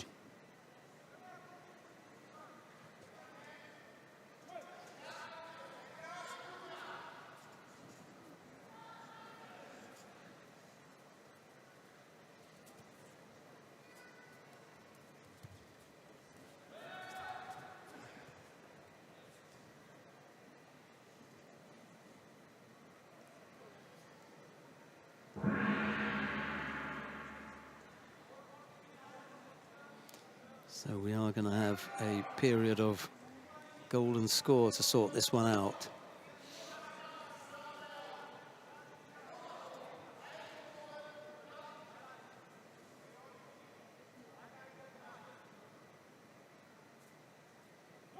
Golden score.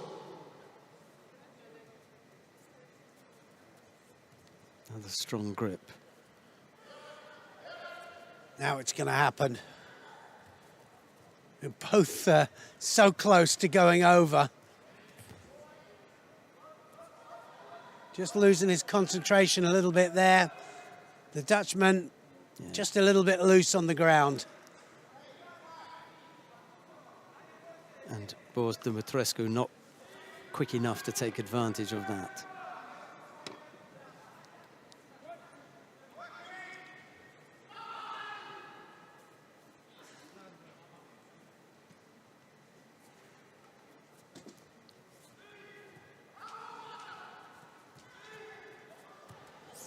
Oh, now then, that's a Wazari.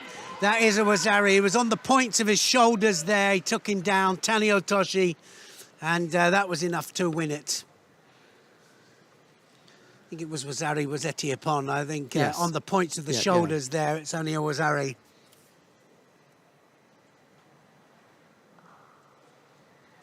good performance, though, wasn't it? That was an excellent he's performance. interesting. I mean, there's something in it for that young man. We may yet see more of him. You know. A couple of Continental Cups, European Opens maybe, and then back on the Grand Prix and Grand Slam circuit. We'll see how he gets on. Good result for Ivo Verhofstadt. Attacking.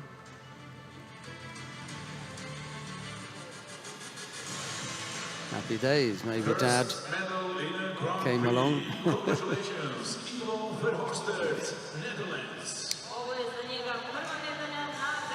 Yeah, he really went for it. There's the first score there. Change of direction. Gets caught himself there, just over onto his side. Full Barani out of that. Unlucky to be given the score against him there. It was just so close for that one. Good finish. Yeah, really good control there. Tanio Tosh takes him onto the points of his shoulders to get the second Wazari.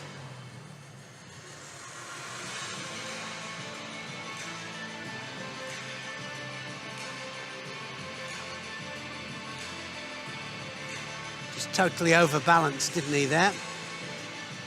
Yeah, giving it everything.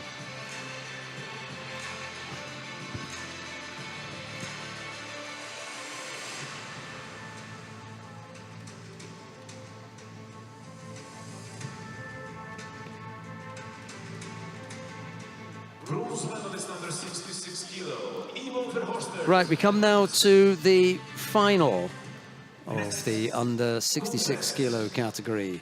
Matteo Piras of Italy goes up against Yasha Najafov of Azerbaijan. 210 goes up against 27. It will be Piras in the white judogi, Najafov in blue. The referee in the middle for this one is Amano Akiko of Japan.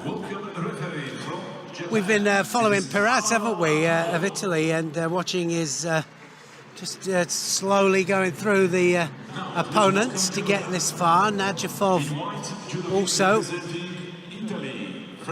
a really good run through.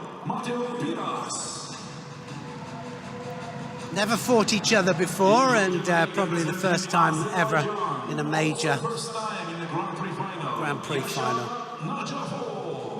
Najafov really has caught my attention. Really attractive work, Najafov.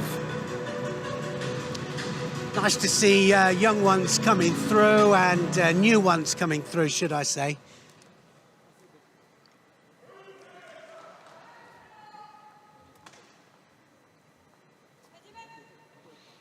So I really don't know where this is going to go.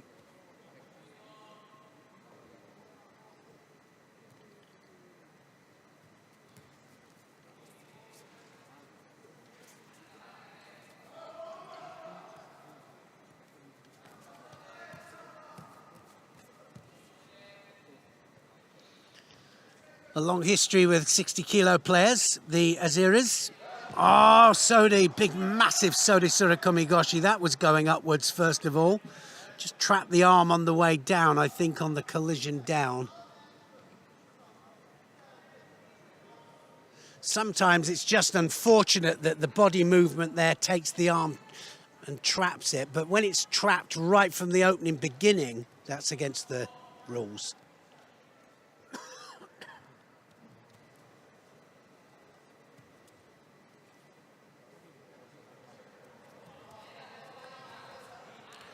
I think this is not going to go time.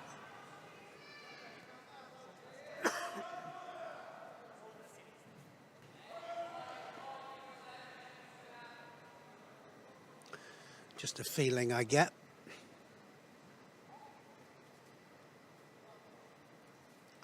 Just looks a little bit afraid here, does Piras, doesn't he? Just a little bit too tentative. He doesn't want to really grip up there. He's felt the danger already from Najafov. Yeah, the body position gives it away, doesn't it, from Piras? Nadjafov is going to pop that right sodi in again. He's got the sleeve again.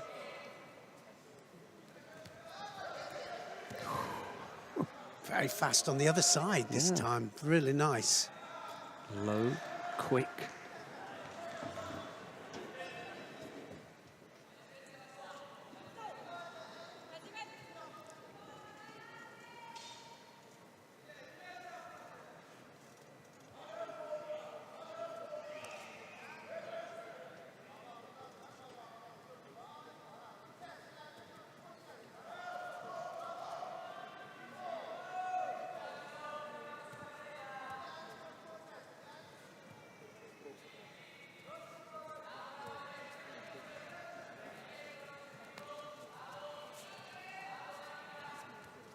I think that he's broken that one up.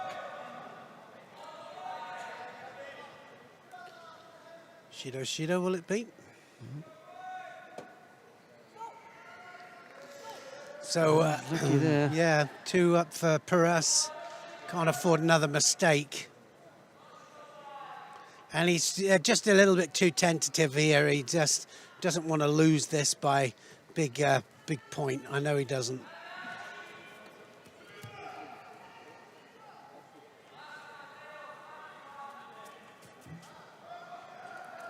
A little bit more urgency now, and they both realise something could be afoot here.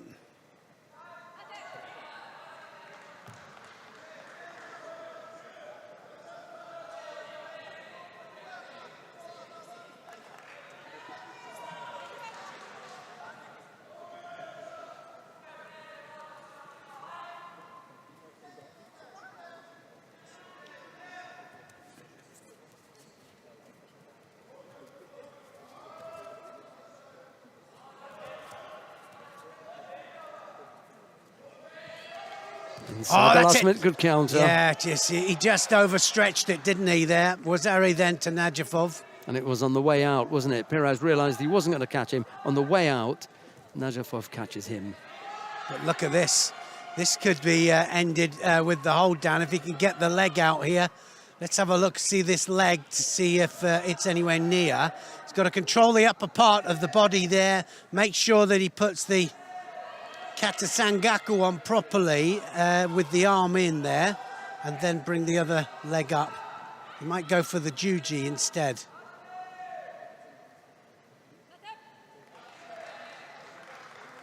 Well, that's taken so much time off the clock. There are only 19 seconds left. Nadjafov has picked up a single Shido. Here comes Prix.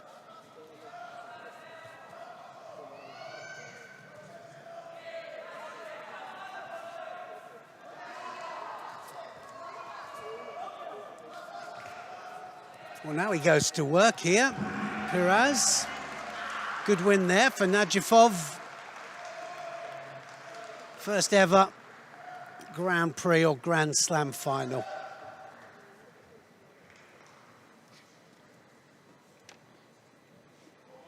Winner and gold medalist for men under 66 kilogram category in Global Judo representing Azerbaijan. Yasha Nadjafov of Azerbaijan takes the gold medal in the under 66 kilo category. It was close for a while.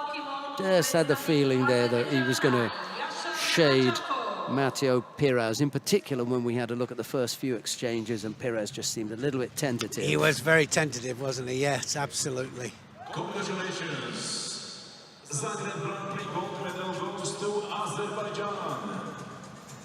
Well, we'll have a look at some of the highlights, and then we'll be back with the awarding ceremony.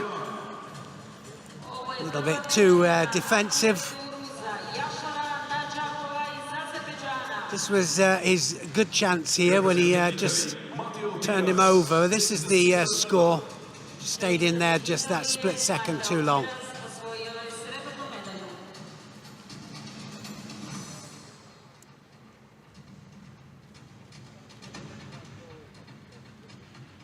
Highlights of the final on the screen. Možete vidjeti najvažnije momente finalne borbe na glavnom ekranu.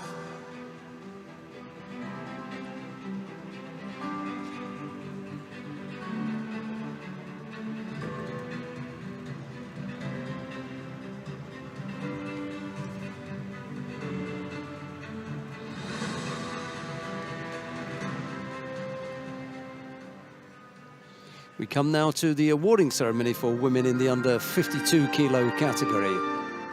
Ladies and gentlemen, welcome to the medal ceremony for the women's under 52 kilogram category. Svečanost proglašenja pobjednica u kategoriji do 52 kilograma. The medals will be presented by the education director of the International Medals are being presented by the education director of the International Judo Federation and president of the Croatian Judo Federation, Dr. Sanda Chorak. Bronze medalists are for Israel. The first of the bronze medals goes to Geffen Primo of Israel.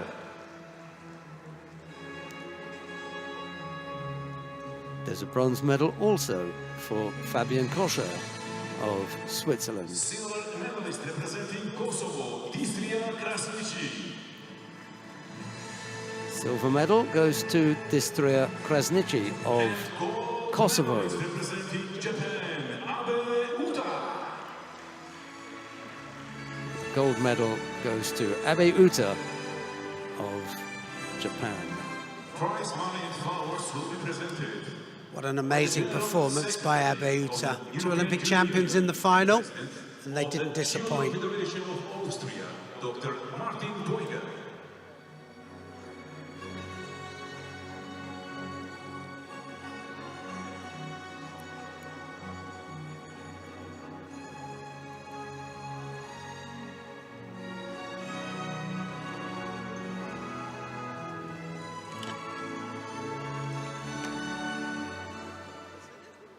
Ladies and gentlemen, please rise for the national anthem of Japan. And now the national anthem of Japan.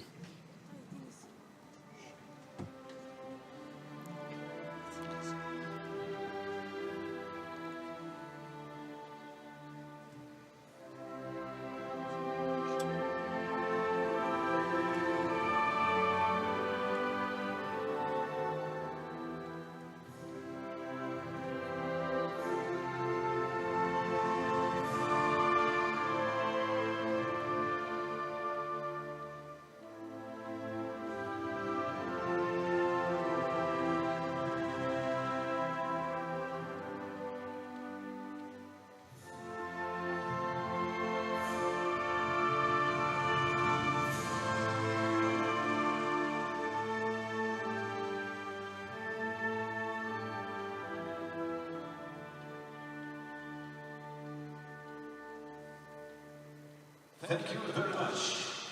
Family picture with the VIPs and judoka.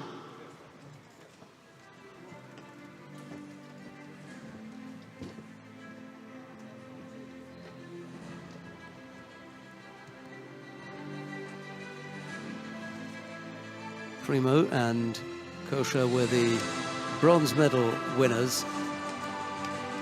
Krasniqi picked up the silver and Abe took the gold. And for once, we've got one of the athletes on there who doesn't have a beaming smile. I'm not going to give you any guesses as to Who that is, yeah. Well, she's not used to losing. No. Coming up next, the first of the bronze medal contest in the under 57 kilo category. Moving on swiftly then. The first of the bronze medal contests features Ines Odelin Garcia of Cuba. She goes up against Mina Liber of Belgium. The referee in the middle for this one is Vladimir Nutsubidze Liber in the white judogi. Odelin Garcia in blue. Here's Neil. Had a good run through Liber today, but Odelin Garcia as well.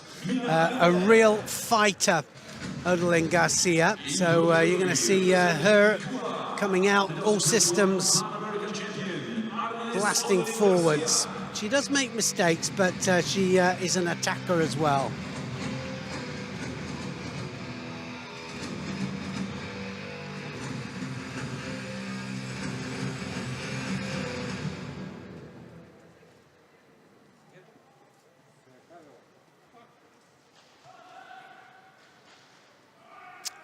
So some of the Cuban women starting to come back to winning ways, which is good to see. At one time, they were the leading country for women's judo. But I'd say probably, what, the last 5-6 years, if not a little bit more, they just fell off, a little bit longer. Yeah.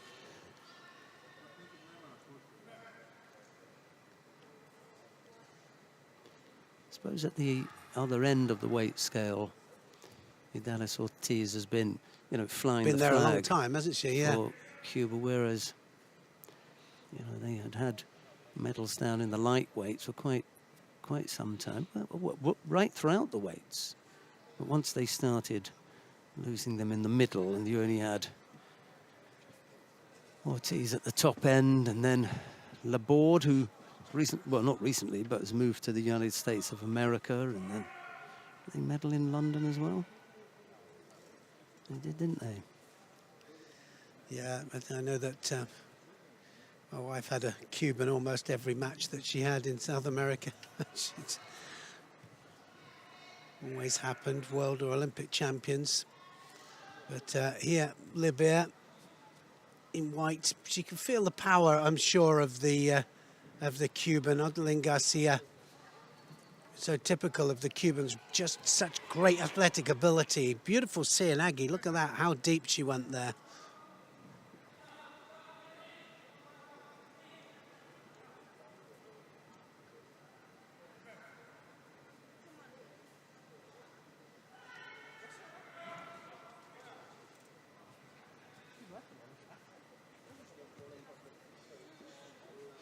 Yeah, it was Yannet Burmoy in London in the under 52 kilo category that I was thinking about. It medalled in London in the lighter weight, and then at the top end you had Idalis Ortiz taking away the gold medal.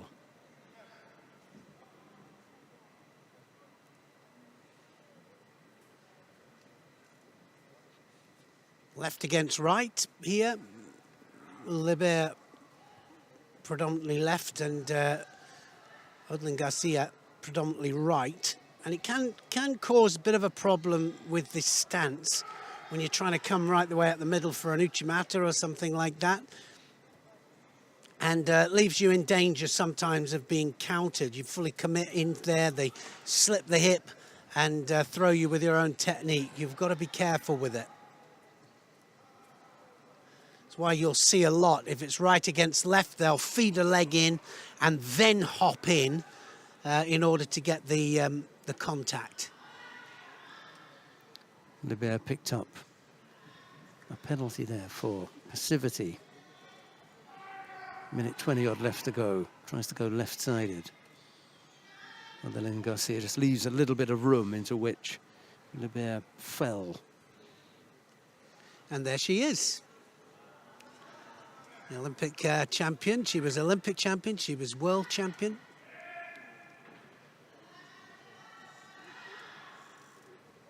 We'll see her on the third and final day of competition in the super heavyweight, the plus 78 kilo category. Yeah, that's amazing, isn't it? Has she got 4 medals in 4 Olympic Games, I think? 4 different medals, 4 Olympic Games. She's going for a 5th Olympic Games. And that wasn't far off there from Libia. I'm talking about Ortiz, of course, the one that was in the crowd, not Odelin Garcia.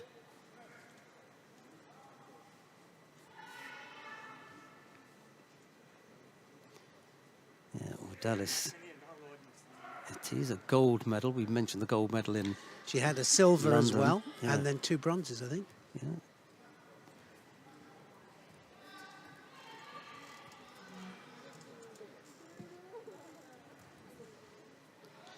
Well, certainly for me, Odelin Garcia is the one that's really taken the fight to Libia. Libia, she has to do a little bit of the major work herself as well.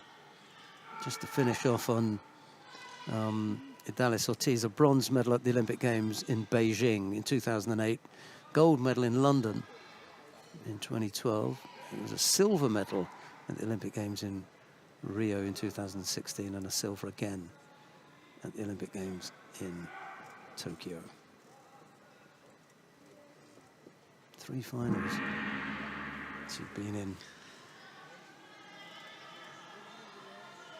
Real heroine of Cuban judo.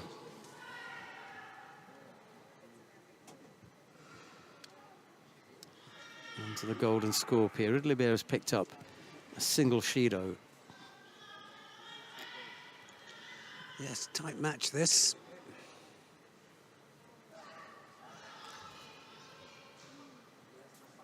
Sorisura Komigoshi, she's been there twice. Is she going to go again and readjust it this time to make it work? That's 3 massive techniques there off that sleeve. Is she going to go? Yes, she is. That's 4th. And does she get a score? No, she doesn't. It's going to be another penalty, I think, up to for Lebert.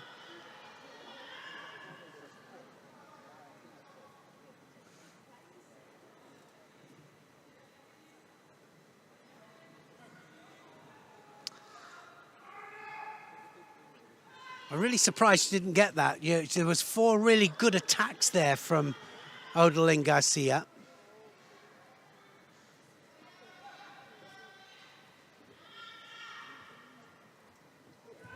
And that's a good one. Oh, that's Ippon. Wow. What an Ippon that was under pressure. Lebert there just suddenly goes against the run of play, dives right the way through there, throws the Cuban. Wow.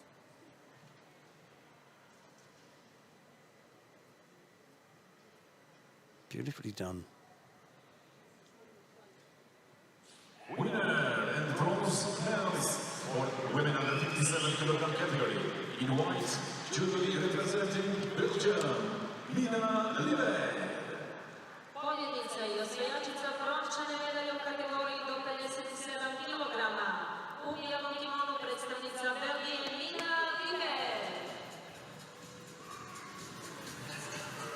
Mina Libert of Belgium it is who takes the first of the bronze medals in the under 57 kilo category. We'll have a look at some of the highlights and then we'll be back with the second bronze medal contest. Absolutely against the run of play. That Yoko Satemiwaza there just absolutely drives. Look at the control of the arm there, shoulders, the head drives, the feet drive. Great hooking action there as well, and that was just beautiful. That was a great Ippon, it really was. Great opportune moment, and absolutely no doubting that that was a really good Ippon, clean Ippon. Bronze medalist under 57 kilo, Mina Live, Belgium.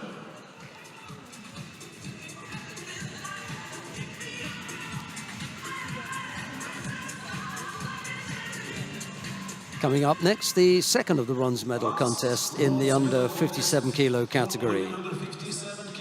Munkzadev Inchinkolu of Mongolia goes up against Kaya Kaiser of Slovenia. It'll be Munkzadev in the white judogi, Kaiser in blue. The referee in the middle for this one is Katarina Marzog of Germany.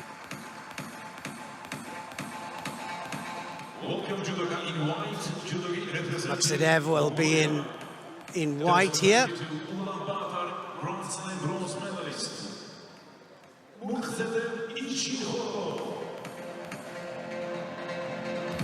In blue, judogi representing Slovenia, 3 and 7 times Grand Prix medalist, Kaya Kaiser.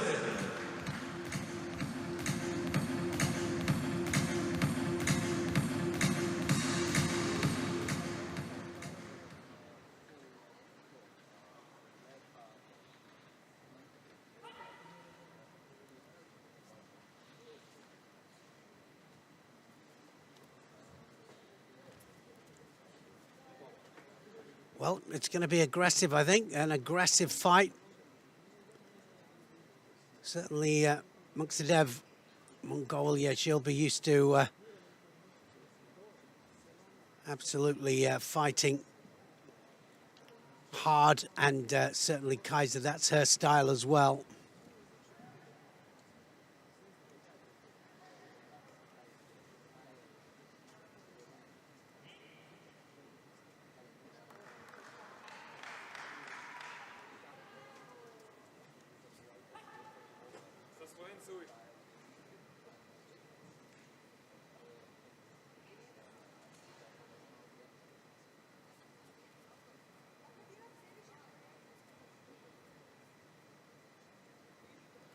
I think one of the things that I find interesting about Munktadev, we were talking off air, Neil and I, about her time that she spent in Azerbaijan, is the change in the style, because she practiced with the Azeri national team and represented them for a while, so would have had a great deal of input from their coaches, and all their coaching staff were Azeri men.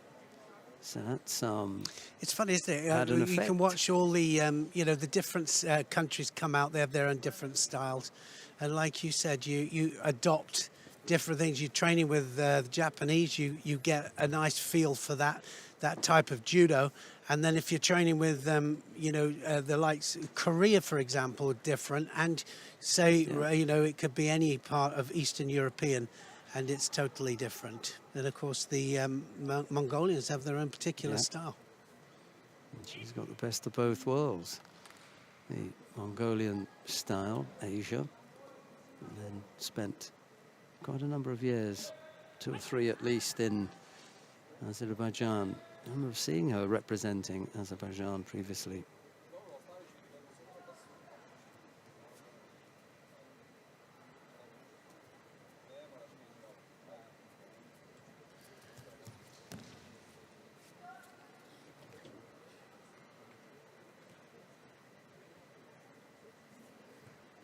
For the turnover here. Now, can she get it? She'll need to climb over there and just get a little bit of momentum in order to get Kaiser to start rolling. Hasn't got it. It's the stop-start that will tell the referee that your attempts are being blocked, and you might get a second go, but you're not going to be given 3 No, it's or always 4 easier, goes isn't at it, with momentum, if you catch the momentum and use the movement.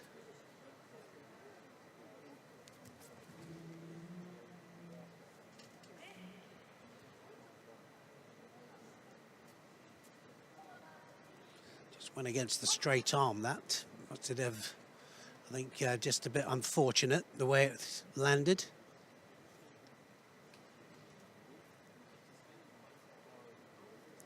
Well, Kaiser, 7 times she's medalled in Grand Prix Grand Slam tournaments. Ooh. Busy then.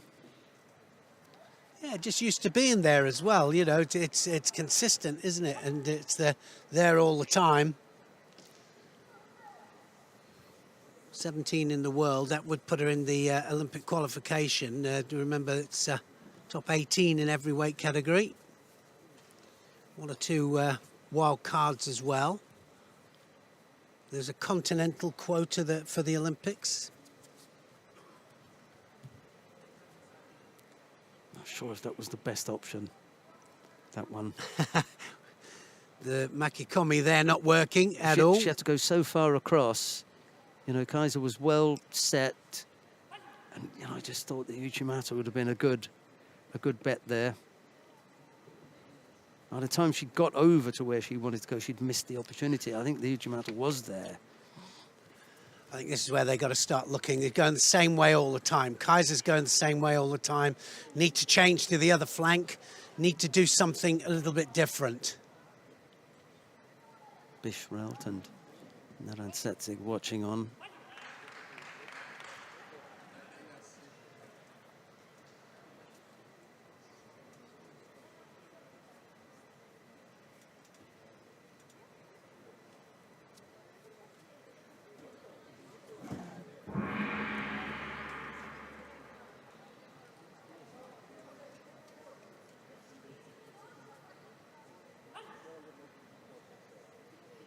Golden score.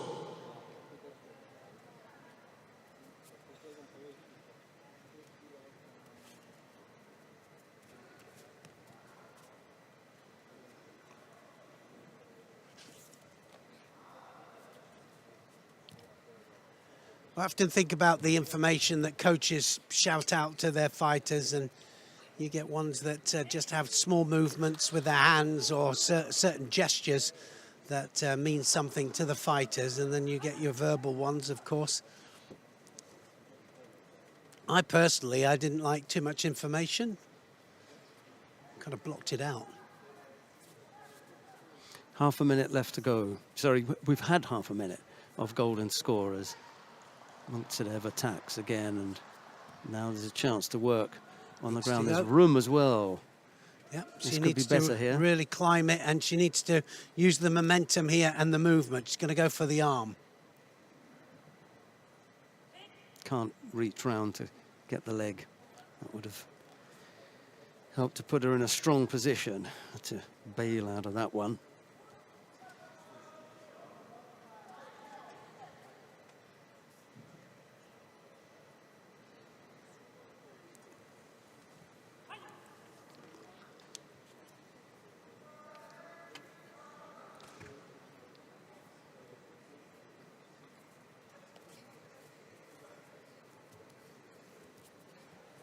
Miss with the ojigari.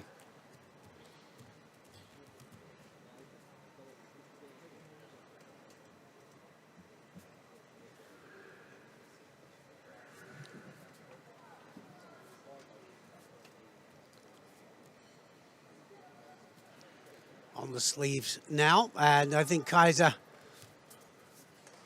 can't afford another mistake here.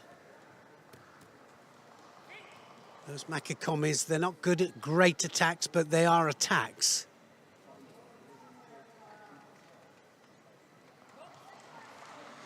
So, yes, Kaiser gets a second Shido.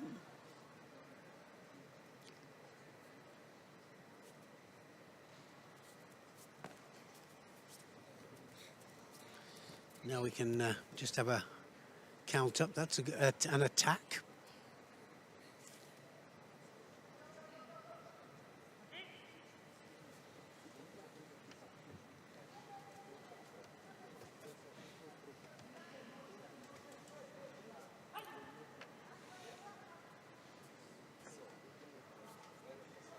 Munktsev really needs to step it up here.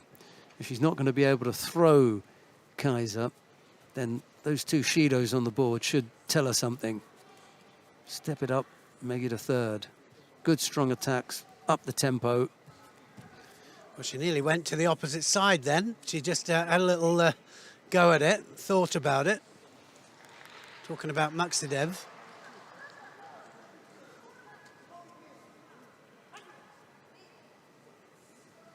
Do it here, be first, good strong attacks.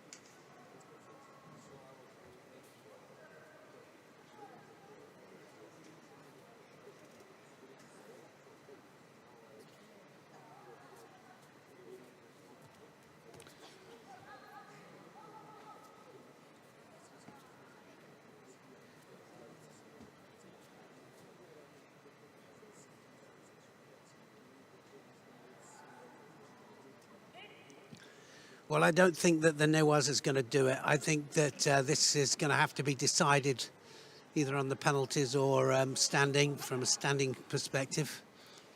If it is, I mean, Kaiser could shock Munktsev here with a standing technique. Munktsev's got to open up, and in doing that, she may find herself in a poor position. I say, just that change of direction. Oh, look at that. It wasn't far off. Just as you said it there.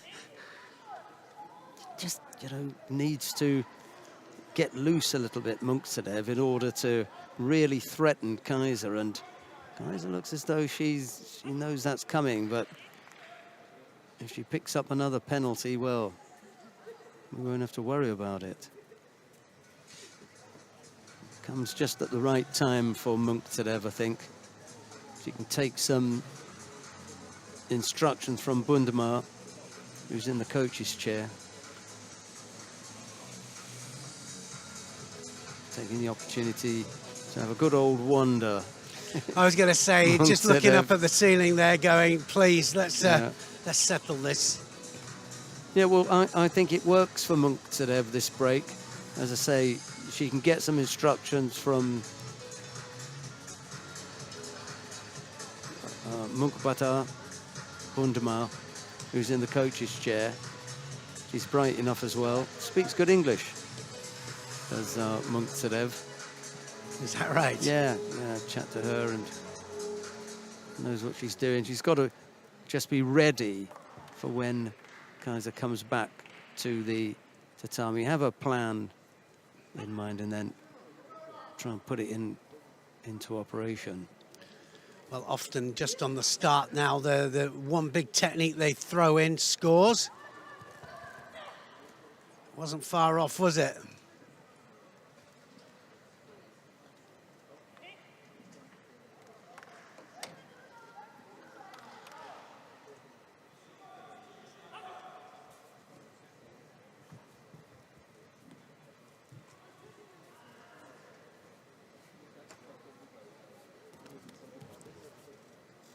Gary this time. Munkzadev starting to open up now. Sianagi this time. So two really good techniques there, back to back from Munkzadev.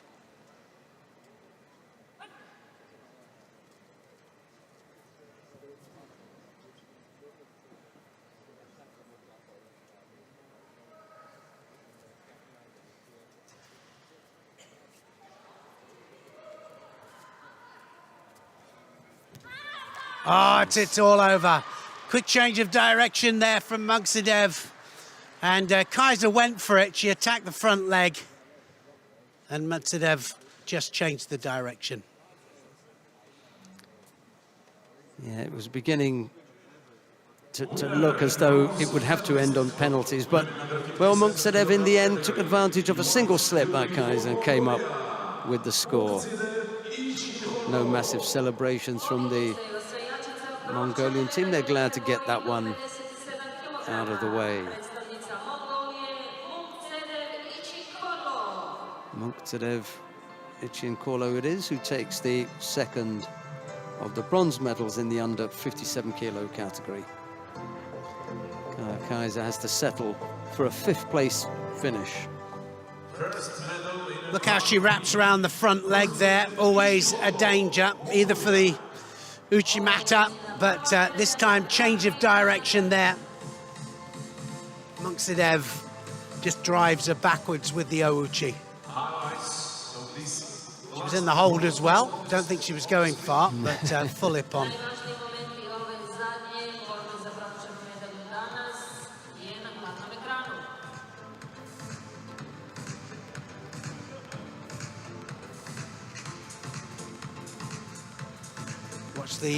Watch the movement here. Massive celebrations there in the crowd. Talk about reserved. We come now to the final of the under 57 kilo category. Krista Deguchi of Canada goes up against Etteri Liptiliani of Georgia. It'll be Deguchi in the white judogi, Liptiliani in blue. 23 goes against 4. The referee in the middle for this one is Cho In-chul of the Republic of Korea. Here's Neil. So nice to see Krista Deguchi back and in a major final. And Liptiliani, well, here's Krista Deguchi. She has some amazing judo and absolutely fully deserves to be here. Got better and better throughout the day. This lady here has just got better every single tournament. Etteri Liptiliani of Georgia. She was one of the first Georgian women to come into what I call absolutely world class. I've met twice before, actually, Liptiliani. 2-0 ahead in the head-to-heads. Totally different styles here. Liptiliani will be looking for the pickup, and Deguchi, she has beautiful technique.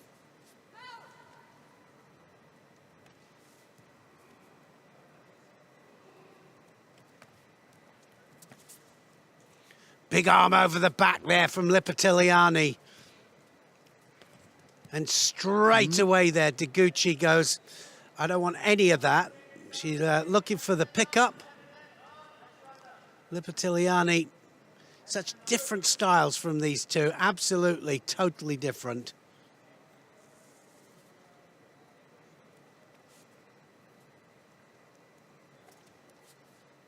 All the men, Georgians, have that big arm over the top. Ladies are no different. And that was lovely, wasn't it? That Ouchi there from Deguchi. Just an opportune little just sweeping action there. Wasn't by accident.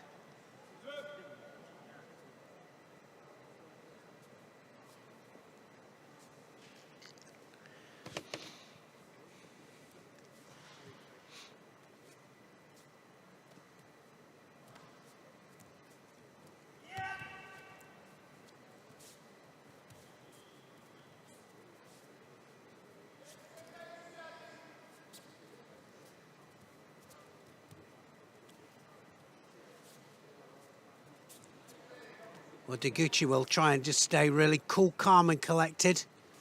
Just wait her moment just to pick off with the Ashiwaza and then the Seoinage. There's the Seoinage. Yeah, was always trying to wrap that up, wasn't she? Yeah, she was.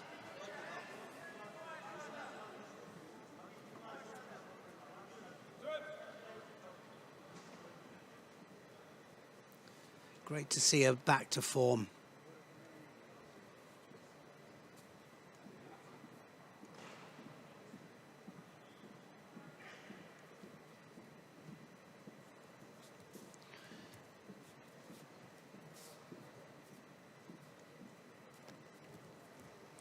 Oh, Ochigari, it's going to be an ippon. Is that an ippon? I think it's an ippon there. It went on the points of the shoulders there, and that was brilliantly taken by Deguchi. That was fantastic. She threatened it earlier on, and, well, Liptiliani came over the top. Deguchi took advantage. Ladies and gentlemen, winner and gold medalist for women under 57 kilogram category. Well, Deguchi pulls one back, came into this 2-0 down. That was a massive event, wasn't it? For Deguchi to come back and to come back in style there, and you can see she's quite emotional. And I thought that was, she got a bit of a smack to the nose, I think, but that was an amazing comeback event for Krista Deguchi. Yeah, one of the toughest opponents in the category because she's one of the most dangerous throwers in there. You get too close to her, and even there she was shaping. Well, she was going for the Kosoto, wasn't she there? Look, big arm over, looks for the Kosoto there, and she changes the direction there, drives off the back foot. Look at the change of direction. There's the first, there's the second, and she just throws the hips forwards there. Brilliantly taken there, and this is all about the feel of the judo. It's just about the feel of the movement and making the readjustments to make it work. The first one wasn't going to work. The first one could have worked for actually for Liptiliani, but with the counter. Yeah, for the counter.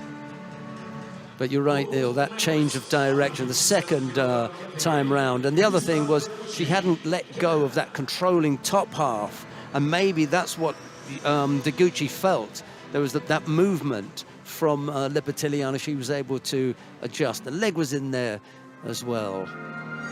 Right, we come now to the awarding ceremony for men in the under 66 kilo category. The medals are being presented by Mr. Mohamed Marija, International Judo Federation Education and Coaching Director.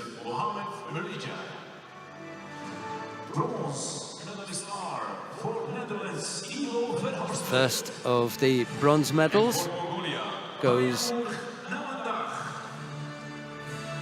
to Ivo Verhulst of the Netherlands. There's a bronze medal also for Bayunmunk Narandak of Mongolia. Silver medalist is Matteo Piras of Italy. But the gold medal goes to Yasha Najafov of Azerbaijan. Prize money and flowers will be presented by the Vice President of the Croatian Judo Federation. Novčanu nagradu i cvijeće dodijeliti će dopredsjednik Hrvatskog judo saveza gospodin. Great result for him, and just in the end, Osoto there, just deciding point.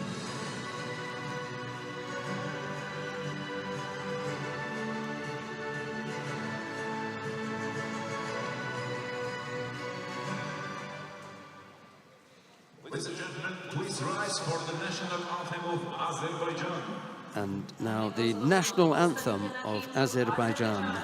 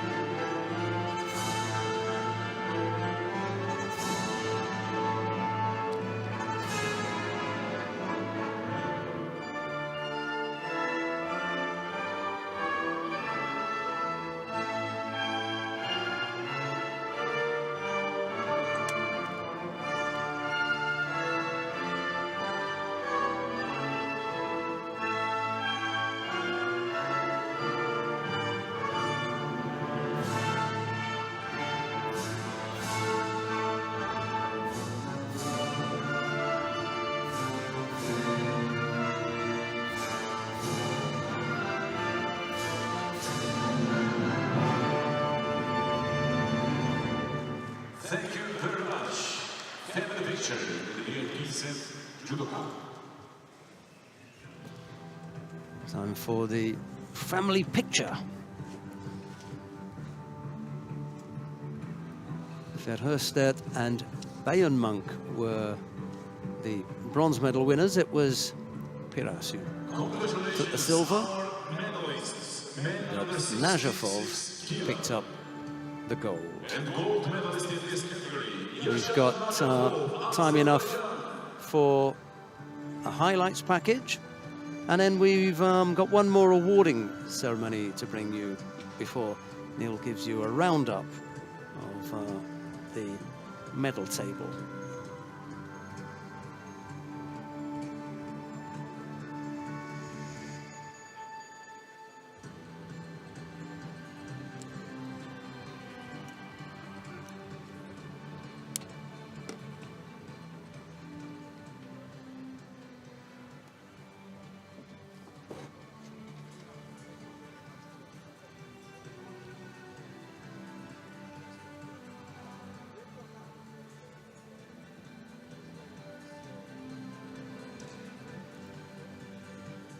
Before we start the last awarding ceremony, you can see the highlights of today's final look on the screen.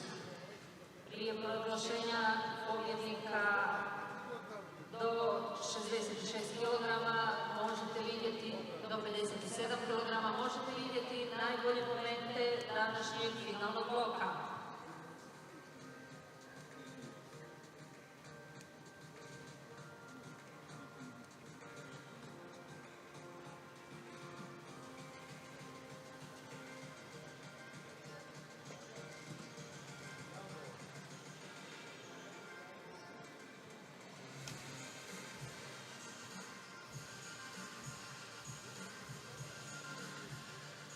Dear spectators, once again we would like to remind you today is the first day of the Zagreb Prix 2022. Tomorrow will be the second day, day 2, and the preliminaries tomorrow starts at 10 o'clock in the morning. Dragi gledatelji, sportaši, treneri, danas je prvi dan Zagreb Grand Prix 2022. Sutra, drugi dan Zagreb Grand Prix 2022. Eliminacijski dio počinje u 10 sati ujutro.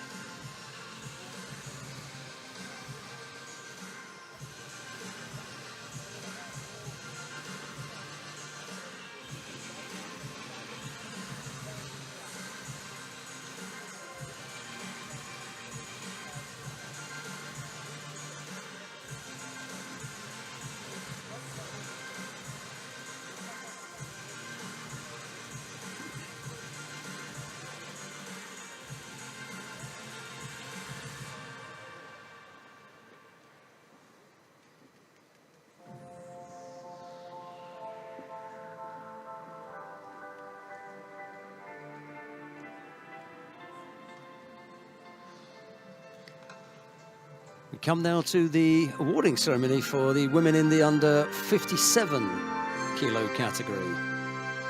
Ladies and gentlemen, the medal ceremony for the women's under 57 kilogram category. Svečanost proglašenja pobjednica u kategoriji do 57 kg.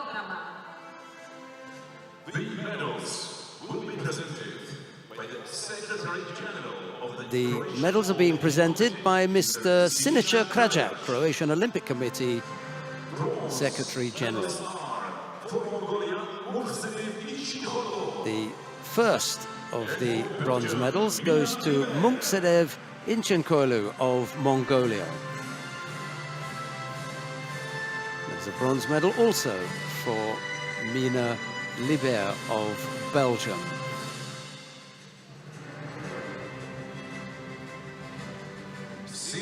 Silver medal goes to Liptiliani of Georgia.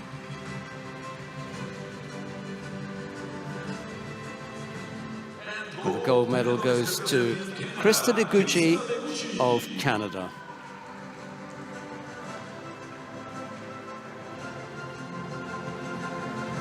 Great to see her back to the very best form, and how superior was she all the way through the day. Referring supervisor, world and Olympic champion, Mrs. Kata.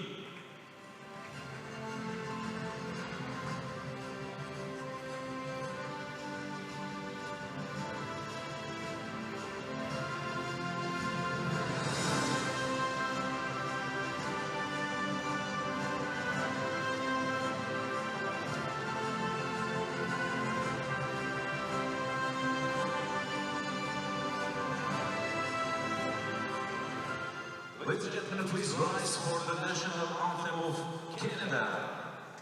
And now the national anthem of Canada.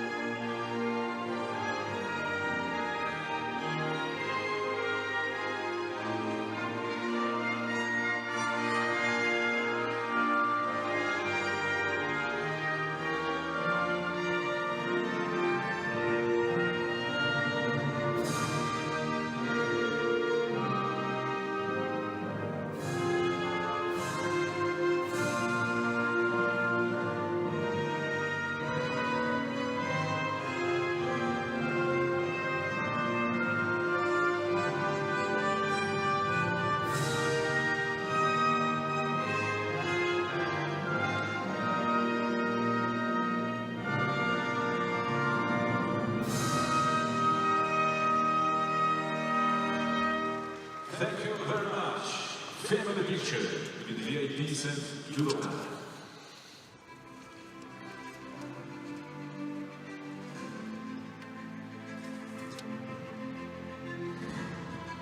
Zagreb and Liber were the bronze medal winners. It was Liptiliani who picked up the silver, which he's showing off now, and Taguchi collected the gold medal. Well, after day one here in Zagreb, Japan, not surprisingly, 2 gold medals and a bronze medal there. They're leading the medal charge, and Kazakhstan are second in the medals there. They have 1 gold medal there and 1 7th place. Azerbaijan, Canada each have a gold apiece as well. Georgia are 5th place with a silver and a bronze. France have a silver and a 5th place, and then we have the Republic of Korea, Italy and Kosovo all with silvers. Then we have Mongolia, we have Israel, Spain, Belgium, Netherlands, Switzerland and Turkey with bronze medals. It can all change on day 2, and it often does. We're looking forward to more great judo action tomorrow from Sheldon and I until the same time, where it's not the same time, it's different time, 10 o'clock start in the morning, and that's local time here in Zagreb. We look forward to seeing you then, and until then, from Sheldon and I, it's goodbye for now.